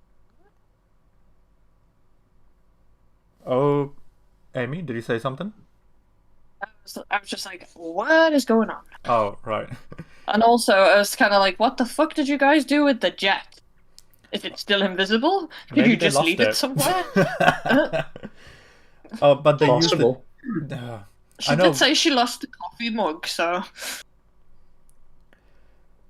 Oh god, yeah, absolutely. So yeah, I forgot to mention earlier with regards to the fighter jet, it doesn't have that much fuel to get from the United States to Cairo. That's the reason why carriers are a thing. They're very short-ranged, very fast, but very short-ranged. So unless her magic made it invisible and made it so that it did not need fuel, you're having a hard time convincing me that that particular flying object made it from one end of the, not even the country, the planet, to another in one trip. Yeah. Also, Oh, it's a film, and also. Oh, sorry, did I? oh no. Oh no. Just saying, like, how did they get back? I know it's a film, and I know, like, sure, I can. Sometimes they just make people go to other places, and it doesn't matter. But it was just very weird that one minute they're in Cairo, and the next minute they're magically back in New York or wherever it's set. I can't remember if it's set in New York or not. Oh no. Doesn't Barbara even comment on it? Oh yeah, it's like, oh, that was fast. But did Barbara even know where they were to begin with? I don't think so. I don't think so. But yeah, I don't think it's ever mentioned. but they do use the invisible jet again because that's how they get back. It's a very brief, very, very, very brief clip, and that shot Completely is. missed that. I know, like yeah, blink and you'll yeah. miss it, literally. Yeah. Oh, I definitely missed that. That's my bad. No, it's fine. Like, it's very poorly presented because it's an invisible jet and you don't really do a good job of distorting the space of the jet so that we know where it is. Like, I was This looks like you're showing us the sky. genuinely, the first time I watched this, I was thinking, ooh, okay, so there's a storm brewing, you know, because the wind's getting all pismy and shit like that because Max is, you know, altering the plane of existence or something like that. No, it was just the plane. I just missed it. Oh dear. That's poorly executed. But yeah, then they meet the Indian Aztec dude, and they talk about the gods and the dildo. And this is a really weird scene. Okay, I want you to guess. That was a really weird sentence. This guy is just exposition dump, and then I'm out by. literally. But I have one very particular criticism about this scene, and I want each of you to have a guess to see if you are thinking along the same lines as me. Like, did you guys think that there was something off about this conversation? The bit where Barbara's like, no. Petulant child. She's just like, no, I refuse to take my wish. It very close. That is related to what I have a problem with. So, yeah, halfway there. David, what do you think it is? I can't remember the scene. Like, I know it happened, I recall it, but I can't remember any of the dialogue apart from Barbara saying no. Okay. I don't remember what Diane or and Steve can't say. We can't do that. Okay, so Something like that, yeah, the contents of the conversation were exactly that. No, I disagree. No. But you know what was interesting? She was saying no and having this Tismy moment where she's very much disagreeing with their idea of destroying the dildo or renouncing the wish. And she was very, very adamant about the fact that she does not want to give it up. Right? Yeah. So, my question is, knowing that there is someone so dedicated to not giving up the wish right there, being very vocal, why did none of them acknowledge Barbara? Yeah. It just seemed like she was talking to the wall. Like, it just seemed like they were just not noticing or even cared. My I theory... mean, they look around for her at the end of the scene, don't they? At the end of the scene, yeah. But okay, so David, imagine me and Amy were having a conversation and you're going, guys, No, and the two of I get what you're saying. Yeah. I'm just saying that was the one time that they were acknowledging her. yeah, like when she's not in the It's room. gone. But I have a theory on why it's so weird. Reshoots. Maybe they couldn't coordinate the actors to be in the same room at the same time, so they filmed all of it separately and stitched it together in the edit. That makes sense. reason why. That would explain why they didn't react. Because I'm sorry, I feel like there would be somewhat like looking at her while she was talking if she was in the same room. Because So it's a plausible theory. from a writing perspective, there is a really cool conversation you could have had here, because these three are talking about... I'll send a screenshot so you know what I'm looking at. But these three in particular are talking about, oh, how can we renounce the wish? How can we destroy the dildo? And then you've got Barbara going, no, I don't want to let all of that go. I'm having a pretty decent life now. I'm strong. People stare at me. I like it. So imagine if you got these two perspectives talking about the merits of keeping the wish and not keeping the wish. Like, that could have been a really interesting conversation. Yeah, definitely. Two completely different viewpoints on the situation. Yeah. Yeah. Oh wait, she because- just kind of go, Barbara's right, there must be another way. But that's later on, isn't it, actually? Exactly. I do remember that, yeah. But yeah, so imagine, like, and it's a really interesting perspective as well, because as far as Barbara's concerned, everything that she's getting is justified when it comes to things that she's sacrificing, whereas for Diana, the cost is too much. So you got two angles that you can battle with there as well. So this could have been a really good scene with some interesting character development and seeing their mindset when it comes to this particular, well, hijinks. Alas, as is the case with Wonder Woman 84, it is wasted. Yeah. I hate it when scenes like this exist, because I'm just thinking, oh, potential. Then, a good 2 to 3 minutes later, we're back in Max's office. Yay! And he's back in the United States, looking... not too good, is a way I would describe it. Bloodshot eyes, bleeding from the ears, so... definitely having stuff going wrong with his body. Yeah. give me Just a little nightmares. bit. If I watched this as a child, that would give me nightmares. Like him and Freddy Krueger getting a cold one at the bar. Yeah, just chilling. I'm not letting Mikey watch this film, one, because it's bad, and two, because it would give him nightmares. Because he has a thing about blood. It freaks him out. So Ah, fair. Yeah, definitely best to keep them away from this film. especially when it's people bleeding from anywhere on the face, it freaks him out. So, Which can't play a Not violin. exactly one of the nicest images anyone could possibly see. Not blood particularly. from the eyes. Blah, blah, blah. Yeah. I mean, the poor guy cut his head open a while back, and since then, like, his fear of blood's just gotten worse, so I think that didn't help. Ah, Poor dude. Pedro Well- likes roles where he's bleeding, doesn't he? He does. Game of Thrones.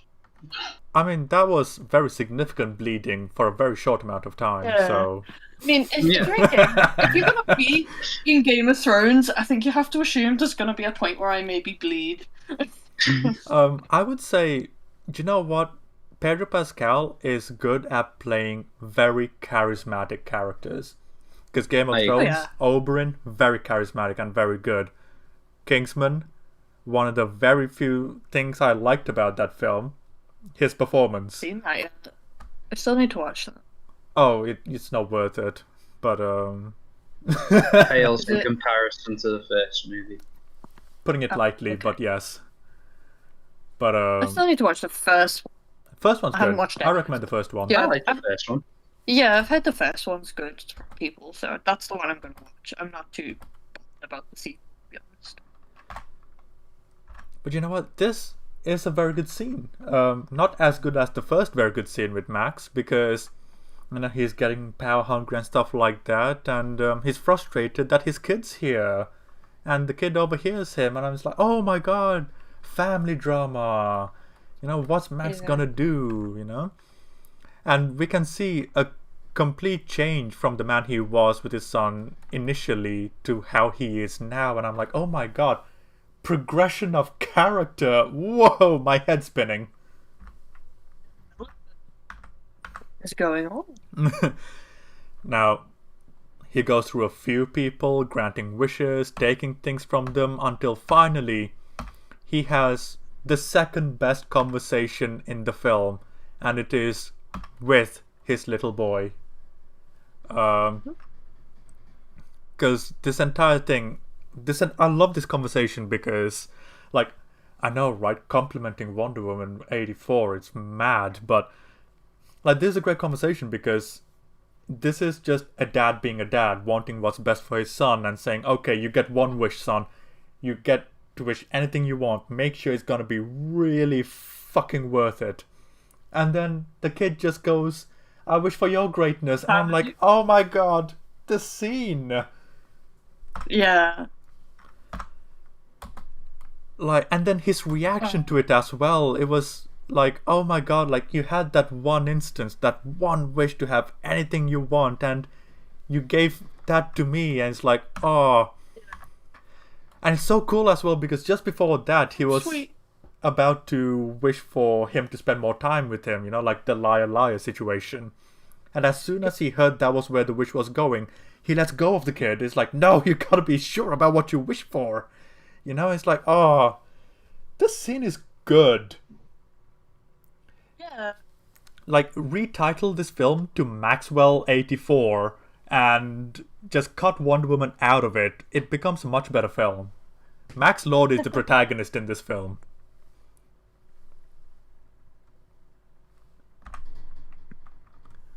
Yeah. I watched the scene and I was like, oh, cute. Yeah. And then the rest of the film happened and I was like, oh, damn it.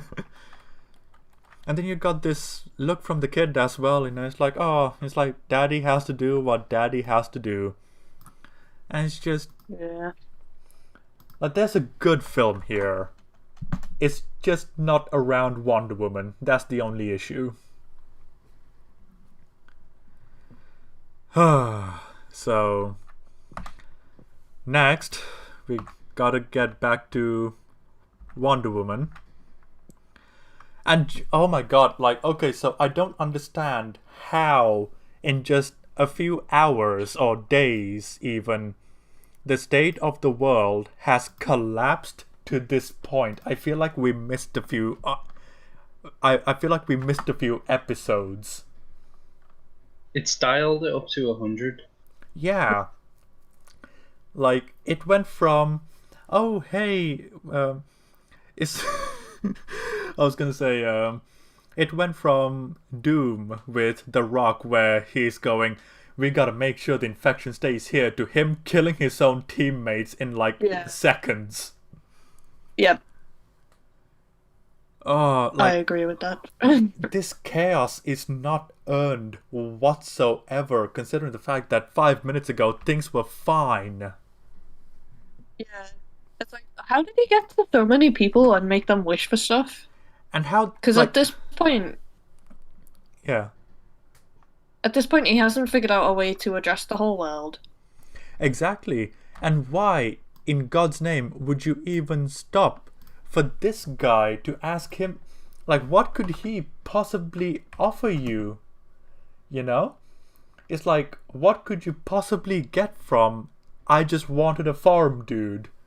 Like, what was the reason? Like, I don't understand. Or maybe because he absorbed the rock, like the rock kind of gives off an enticingness to believe him or something, but then I'm reaching to try and make sense of this film. God bless anyone who attempts that.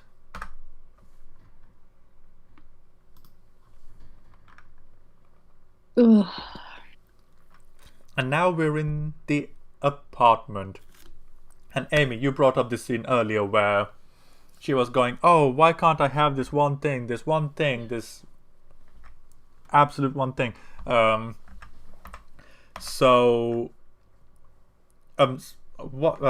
you were talking about it, Amy. So what were you feeling about the scene when you were watching it? Because you brought it up first, I want to ask your perspective. Okay. Well, I brought it up because it was kind of like, for me, I was kind of like, a lot of times, sometimes women are kind of just expected to be the caregivers and stuff. Like, for me, when I first became a mum, a lot of people were annoyed at me when I wanted to do something for myself. It was like, how could you? You have a child now. Every waking moment must be about your child. And for me, I was like, why can't I do stuff for myself? And it kind of... For me, I was kind of like, I was like, is that what they're trying to say? Like, why does she have to give stuff up? Or even in a hero sense, like, is it basically saying she's not allowed to do what she wants, she's got to think of everybody else instead? Kind of thing. But, yeah, I was just kind of like, is that what they're going for? Okay, And so... honestly, I'm not sure. No, that's interesting. See, what you said could have worked had it just been Steve and not Harry's body. Yeah, that's what I mean. Like, the fact it was Harry's body just kind of makes it so much more selfish, and that, like, why do I have to let this person have their body back? Exactly. Like, It's how it reads. Precisely, and as we spoke about in the last episode, Harry might be married, might have a girlfriend, might be gay, might be this, might be that. It's like, there are some... Like, this is another person's life that you want to give up so that you can have your boy toy back. Yeah. So... This? And But is it even addressed? Nope. I don't know. Oh, I Didn't just think wanted so.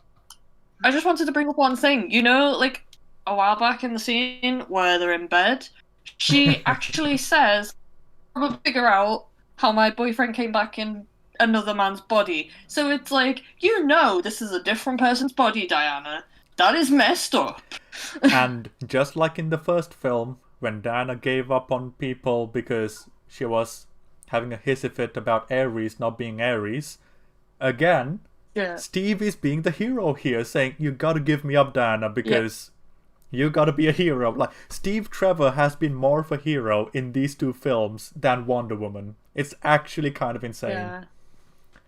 Yeah. it's super selfish, and it's just like the fact that she doesn't even factor in handsome guy Harry into this is just so.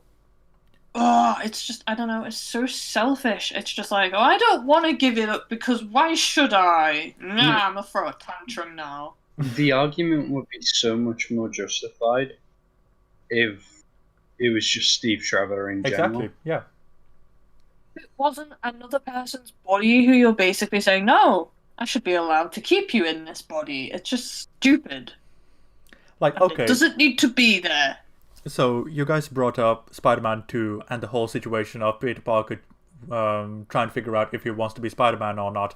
If the whole crux of this film, going back to the case of if it was about these two, about Max or Barbara individually, one character per film, it would have worked. And this is an example of how, of why rather. Because if it was just Steve and his body, and Diana's whole thing was she's losing her power the longer he stays, and eventually she'll not be able to get it back, then okay, there is a great conversation to have. You know, what is she willing to give up to have Steve there, and what is Steve willing, like, because both of them are in this relationship, and Steve is being brought back through no choice of his own. So it's like, okay, look, Diana, Yeah, I'm he's already just dead. You gotta live your life. And Move on. He even says later in the film, I had a great life. Yeah. You know? My life was good. And I died. It So, happens. like, there could have been something really interesting touching on the various aspects of desire, love, lust, and all those different emotions while, you know, having the crux of giving up her power as Wonder Woman, you know, surrounding all of it. And it's just, there was a great fucking story here. I see what they were trying to do and they failed, and again, it all comes down to putting Steve in a different body. That is the thing that makes this all fall down and makes it just selfish. And also, it's kind of sucky for Steve because it's like, well, you're just expecting Steve to just live in this body that's not even his. Like, did you ever think that maybe Steve's probably like, I don't want to stay in this man's body, it's not mine. There's just Like no square consideration peg at in a round all. hole. Yep. So what could have been a great scene It's and a great so movie is just not. You just watch it Essentially. and it doesn't have the impact you want because again, she's going, I don't want to have to give you up. You're in another man's body. I think And it's supposed to be really emotional and oh, I feel really sorry for her. But in that moment, you're just like, no, Diana, you're a bit of a selfish bitch right now.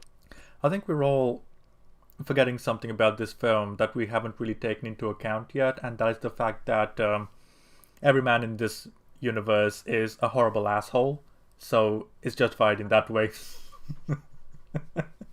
So I guess that's the justification. Trying to make you think she's trying to make you think that all men in this universe are assholes, but it's like, yeah, but we have Chris Pine, who's not an No. asshole, so that just kind of falls down, doesn't it? And we got Max Lord, who genuinely loves his son, you know, and Exactly. is doing Yeah, but he everything also for him. does but he also does a bunch of other nefarious things. So Yeah.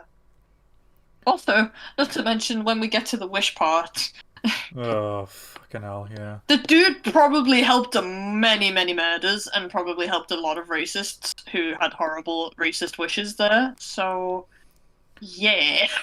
I mean, no, there's he may two love sides to his each coin, son, isn't but there? Because, like, if we were to go to the two extremes, like, I wish all, if it's a hardcore fucking racist going, I wish all brown people didn't exist, boom, and then one person goes, I wish cancer wasn't a thing, boom.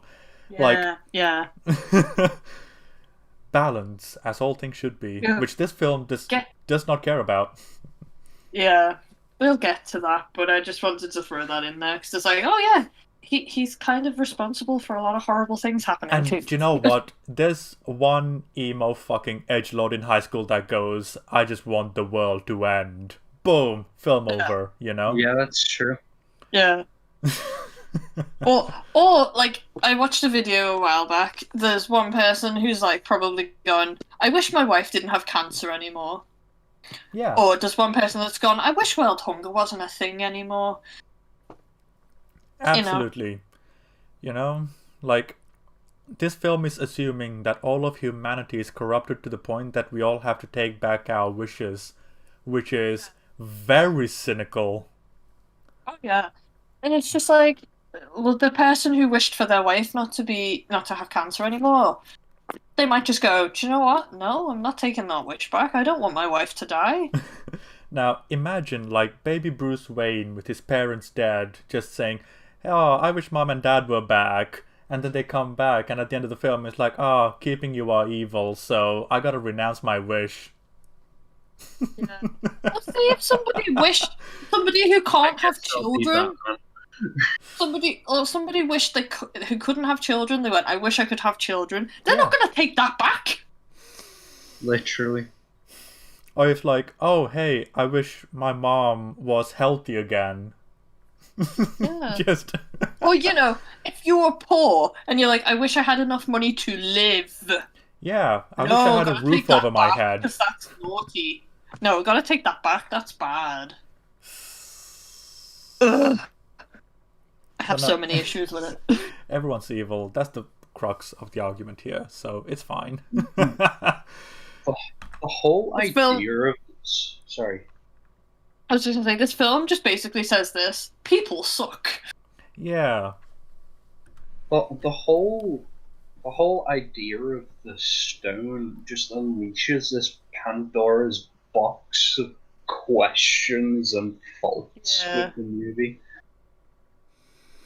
Oh yeah. Mm-hmm. Where are we up to? Right. Are we heading Are to we the up White to- House? Are we Not up to the yet. bit where he's like, I need a bunch of people! Now we get a setup of the golden armor first, and Oh, okay. we get a flashback to 300 here. Oh yeah, because now the lasso doesn't just make you tell the truth, it makes you see stuff that's happened because reasons. This face is me trying to think about this film. Oh my gosh, that thought was That is my face when I'm thinking of this film, trying to make sense of it. Oh, VLC, I love It's you. you know the meme where it's a woman and it's all equations everywhere. That's me trying to figure this film out. That hit me a lot harder than I expected. Oh. Okay. That face though, Chris Pine. That is a wonderful pause. Oh. Do you know what? I think that's a little bit too good.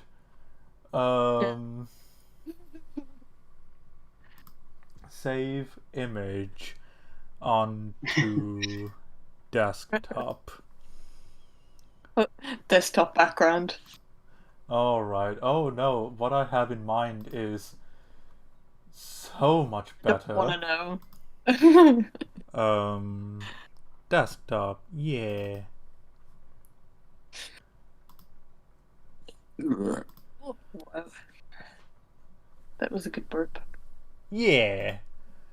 So I give it a 7 out of 10. that is my Discord face from now on. But right, so we go back to the land of 300 for a moment, and we set up this super awesome armor, bro. Yeah. And Because I mean- we need to give her a costume change again.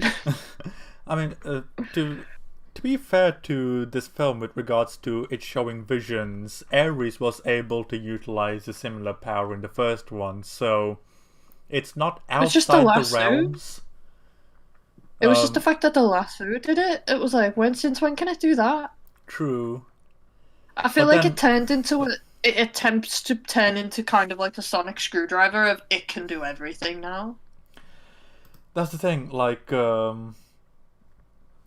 we weren't really established on how Ares was able to project the visions onto Diana, so it's just very much a big question mark on how the mechanics of showing the truth, quote unquote, works when the lasso is involved, Yeah. so Yeah. yeah.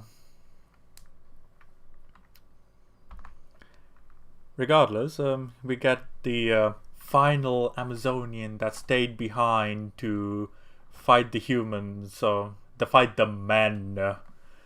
Fight the men because there wasn't enough. No bad. But yeah, in that moment, once the flashback is done, they see the cars parting and realize that Max, fucking hell, spaced on the name. Max was going to the White House, and interestingly It's like- enough, oh, go on. He's like, "Don't you wish the cars would part like the Red Sea?" Sure, I do, boss.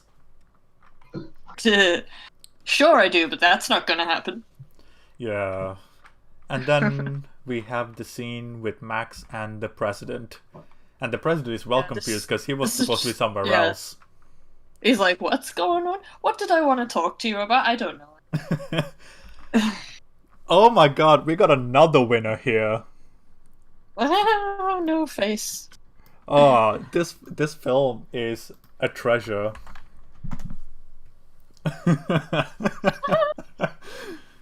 uh, but okay. I do love Pedro Pascal's face in this movie because he pulls some faces. He does. There are a lot of interesting faces in this Yeah. film. Oh my god! Oh, you guys know Rob Liefeld, right? Yeah. Okay, Yeah, so I you know, think. okay, you know the meme about Rob Liefeld and his art, where you've got the really hench Superman, really hench Captain America, whose chest is Yeah. like 6 times the size of his head. Yeah. Okay, I want you guys to look at this absolute unit. And I'm expecting everyone to apologize to Rob Liefeld. Like when I watched this the first time, I was like, "Holy shit, that guy's a unit!" He is a big un. Like Sergeant here reporting for duty. But now, Isn't there also something about how Rob Liefeld draws feet, or am I just... am I Feet? pulling that out of nowhere? Yeah, I swear I heard something that there's like this weird way that Rob Liefeld draws feet in his comics. I don't know about feet, but the way he draws dimensions of humans are, well, for lack of a better way of saying it, fucking retarded. It's just humans in general. Like his legs will be in one angle, arms another angle that is not meant to be there. Women would have Yeah. waists as thick as, you know, a rolled up newspaper, like shit like Yeah. that. That's a Yeah. list of 40 of his worst life drawings. I've just found. Oh my god, the dimensions for women is just very. What the fuck? I That's know, not right? how women work. That's not how curves work, you weirdo. But yeah, Rob Liefeld is a funny individual, much like this film. Yeah. But now we finally get the payoff to the guy in the party talking about the White House job. I forgot about him. Yeah. I forgot about him too. And he's just like, well, this is my favorite piece of art in the house. I know. I think And they just everyone got- forgot about him. To be fair, Yeah, we're just like, who are you again? like, oh, that creepy guy who was trying to flirt with Diana by saying, "Look at my huge position." Well, I've noticed you, and she's just like, yeah, that's goodbye. I'm like, Yeah. that's a fair reaction. But we're back to Max talking to the president and asking him about things that he wishes for. Yeah. The president's wish for more missiles was just like, that is the dumbest thing ever. Like, what the hell? Why wouldn't you just be like, I wish there were no missiles. I wish there was no conflict. Why would you wish for more missiles? Genuinely, even my mom was like, oh, so world peace, right? It's like, I want more missiles. And even my mom was like, oh, okay, so that's where we're going. Okay, cool. They went that way. They went that way. So it's like, okay, the president's an asshole then. Yeah, and it's like, okay, so if you're going to be going in the route of, okay, I want to have more missiles than the Russians, you can wish for anything you want. Why not just say, I wish the Russians didn't exist? Problem solved. Yeah. You could just be like, I wish Russia didn't exist. I wish missiles didn't exist. I wish for world peace. I wish that I didn't have this stressful job anymore. I don't know. Yeah, I wish my skin was blue, like that weird chick from Avatar, you know, like... Yeah. I wish I had more money, I wish I was more handsome. You could have wished for anything, but you wished for more missiles. You weirdo! You psychotic weirdo! I wish I was eternally 20. Just... I wonder how that would work. Oh god, yeah. I wish I was permanently the same. And then just go, okay, you're a vampire. Bye. Or Keanu Reeves. That's true. The stone just turns everybody who wishes to stay the same age into Keanu Reeves. Okay, so this is another thing.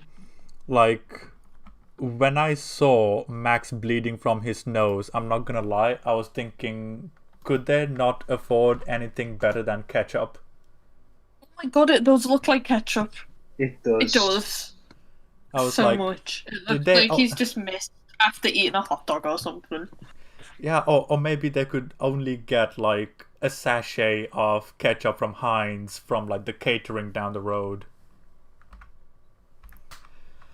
But the president did have his wish gotten. And as a result of that, Maxwell... He got given a lot of missiles. Yes. And Maxwell, in turn, wants everything as far as being president goes, but not the title itself. And then we get... and then we get the introduction of Edward Nygma's DirecTV. Basically, particle TV. The particles can touch everybody. Literally, this point is when I realized, oh, so we're doing Batman Forever again. Cool, I like Batman Forever. They kind of are. They kind of basically are, considering cheetahs are mirroring yeah. Riddlers as well. Mm. And then, you know, The Riddler basically touching teams people up with with Two-Face. Yeah. Riddler teams up with Two-Face.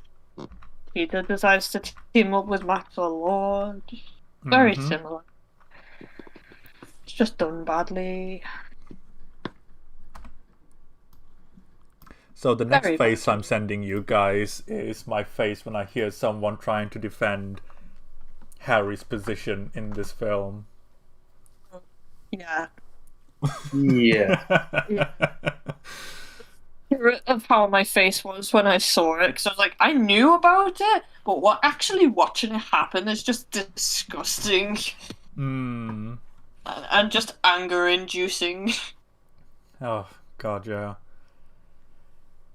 But Wonder Woman is not too far away because she grabs onto Maxwell and we get a shootout. She uses the lasso as a shield thing. Oh. It stops bullets now, guys. So the fact that they were actually being shot at and what Steve was using to defend himself with is a tray. So, bullets. It's a pretty hard tray. Oh, it goes through the tray. Pretty You tough see the bullet tray. holes afterwards. Yeah. So Steve and Harry should be dead. But they're Definitely. not. Because film.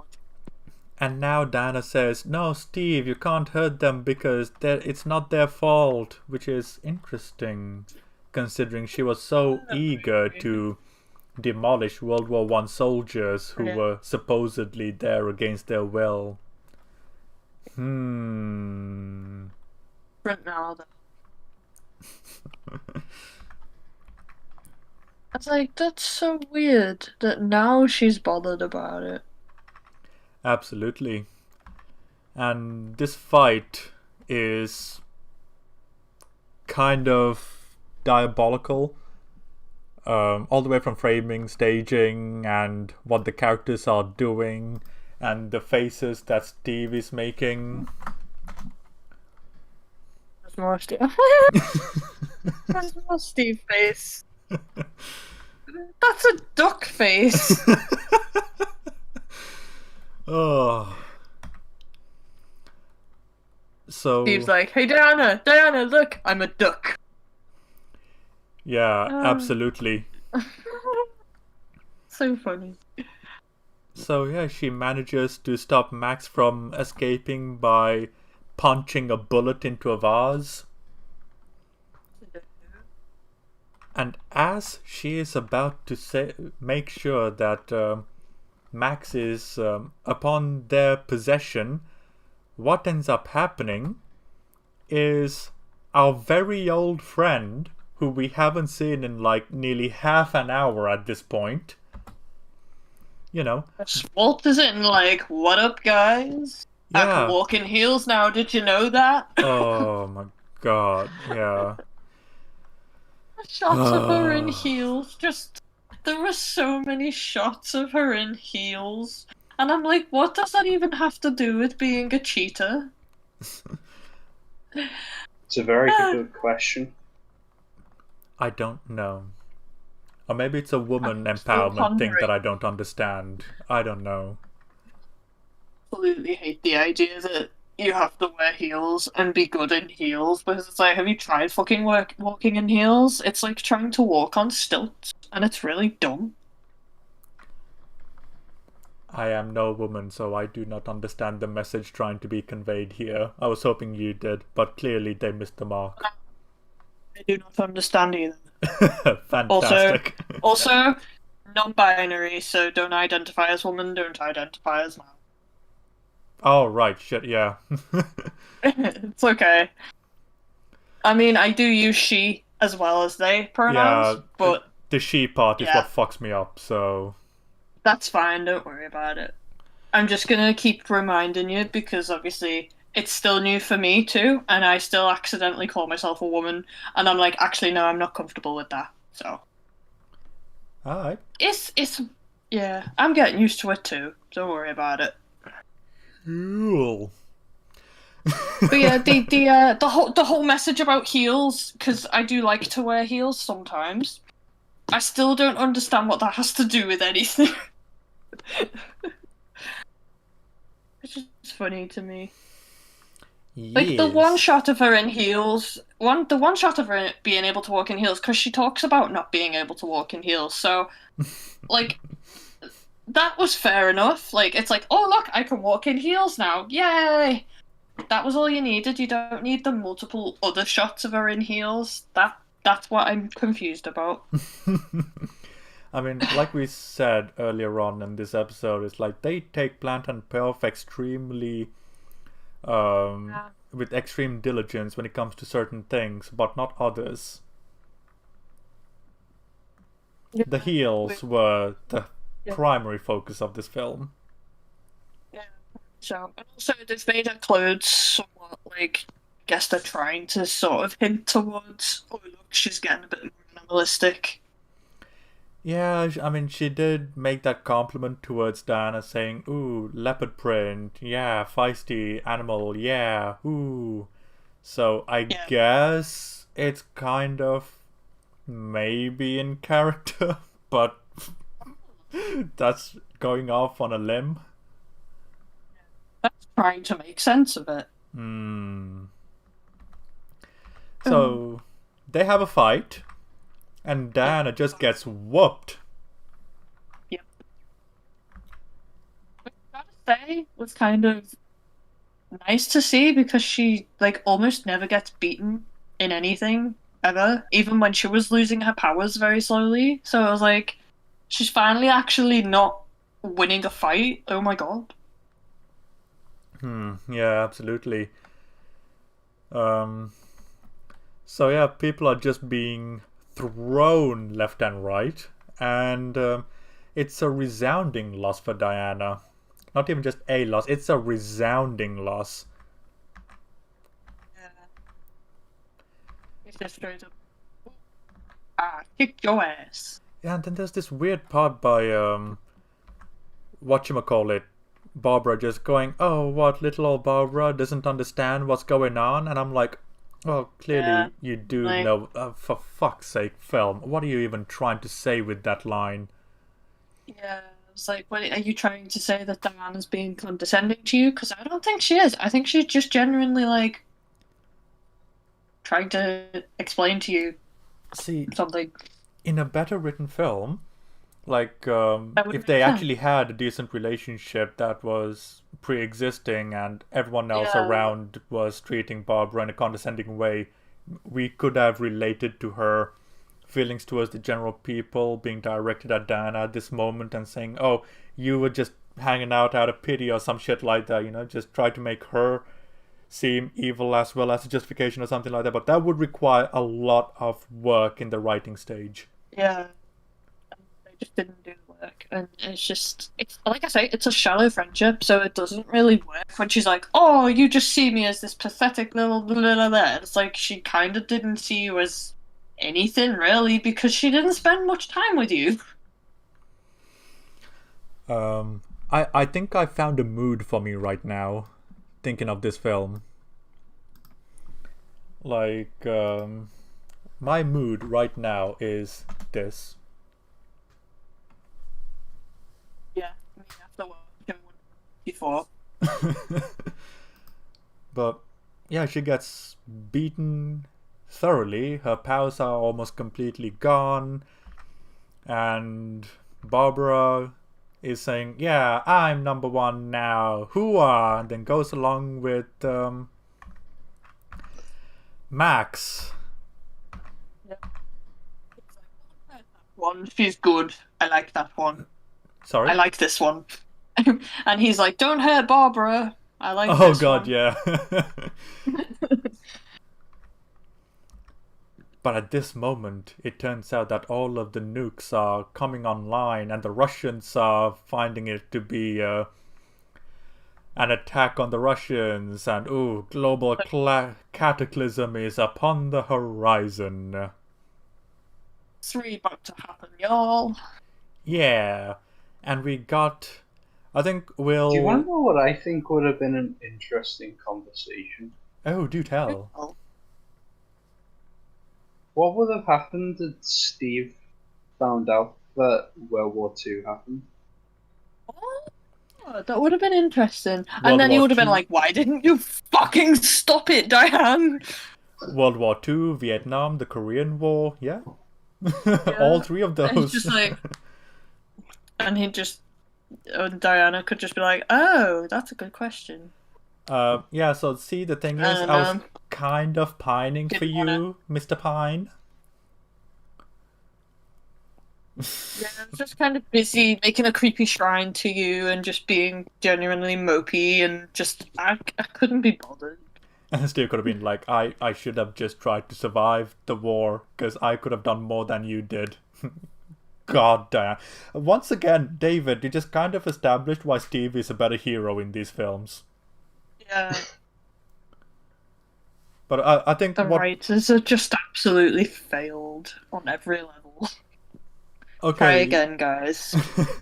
So, as of this moment, we have 30 minutes to go, and we're almost at the riot scene, and we're getting pretty late in terms of our recording, so how about we reconvene on Thursday and just...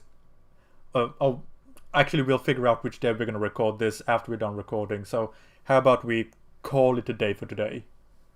Sounds good to me. Yeah, okay. Sweet. Can't reconvene Thursday.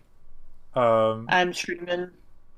Oh, right. We'll talk about the date. We can reconvene after we finish the recording, so don't worry about that at the moment. But we're gonna be reconvening from the moment that the world turns to true chaos and the riots are happening. Yeah. So we're on the home stretch, boys and girls. We can do we this. can do it. We can do it.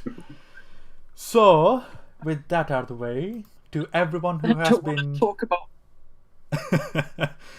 to everyone who Sorry. has been listening. Oh, sorry. Go on. No, I'm just gonna I'll wait till you're done. I'm sorry. No. Go for it. I'm just gonna say thank you to everyone for listening. Oh no, that's fine. Like I can the thing I can tell you, I don't need to say it on stream. I can say it after. Okay, cool. Well, It's all good. fair enough. So, to all who are listening up until this point, you guys are absolute chads, like the White House security guard who's from a Rob Liefeld comic. So, thanks for watching. Yes. And if you've watched part 1 of this conversation as well, my goodness, you've got some patience. So, Yeah. yeah. Thank you everyone for watching, and thank you for the two of you for joining once again. It's been lovely. Anytime. It's always fun talking about terrible movies with you guys. Yeah. So, without further ado, thank you everyone once again, and we shall see you next time, whenever that may be. Ta-da, bye. See ya. Bye.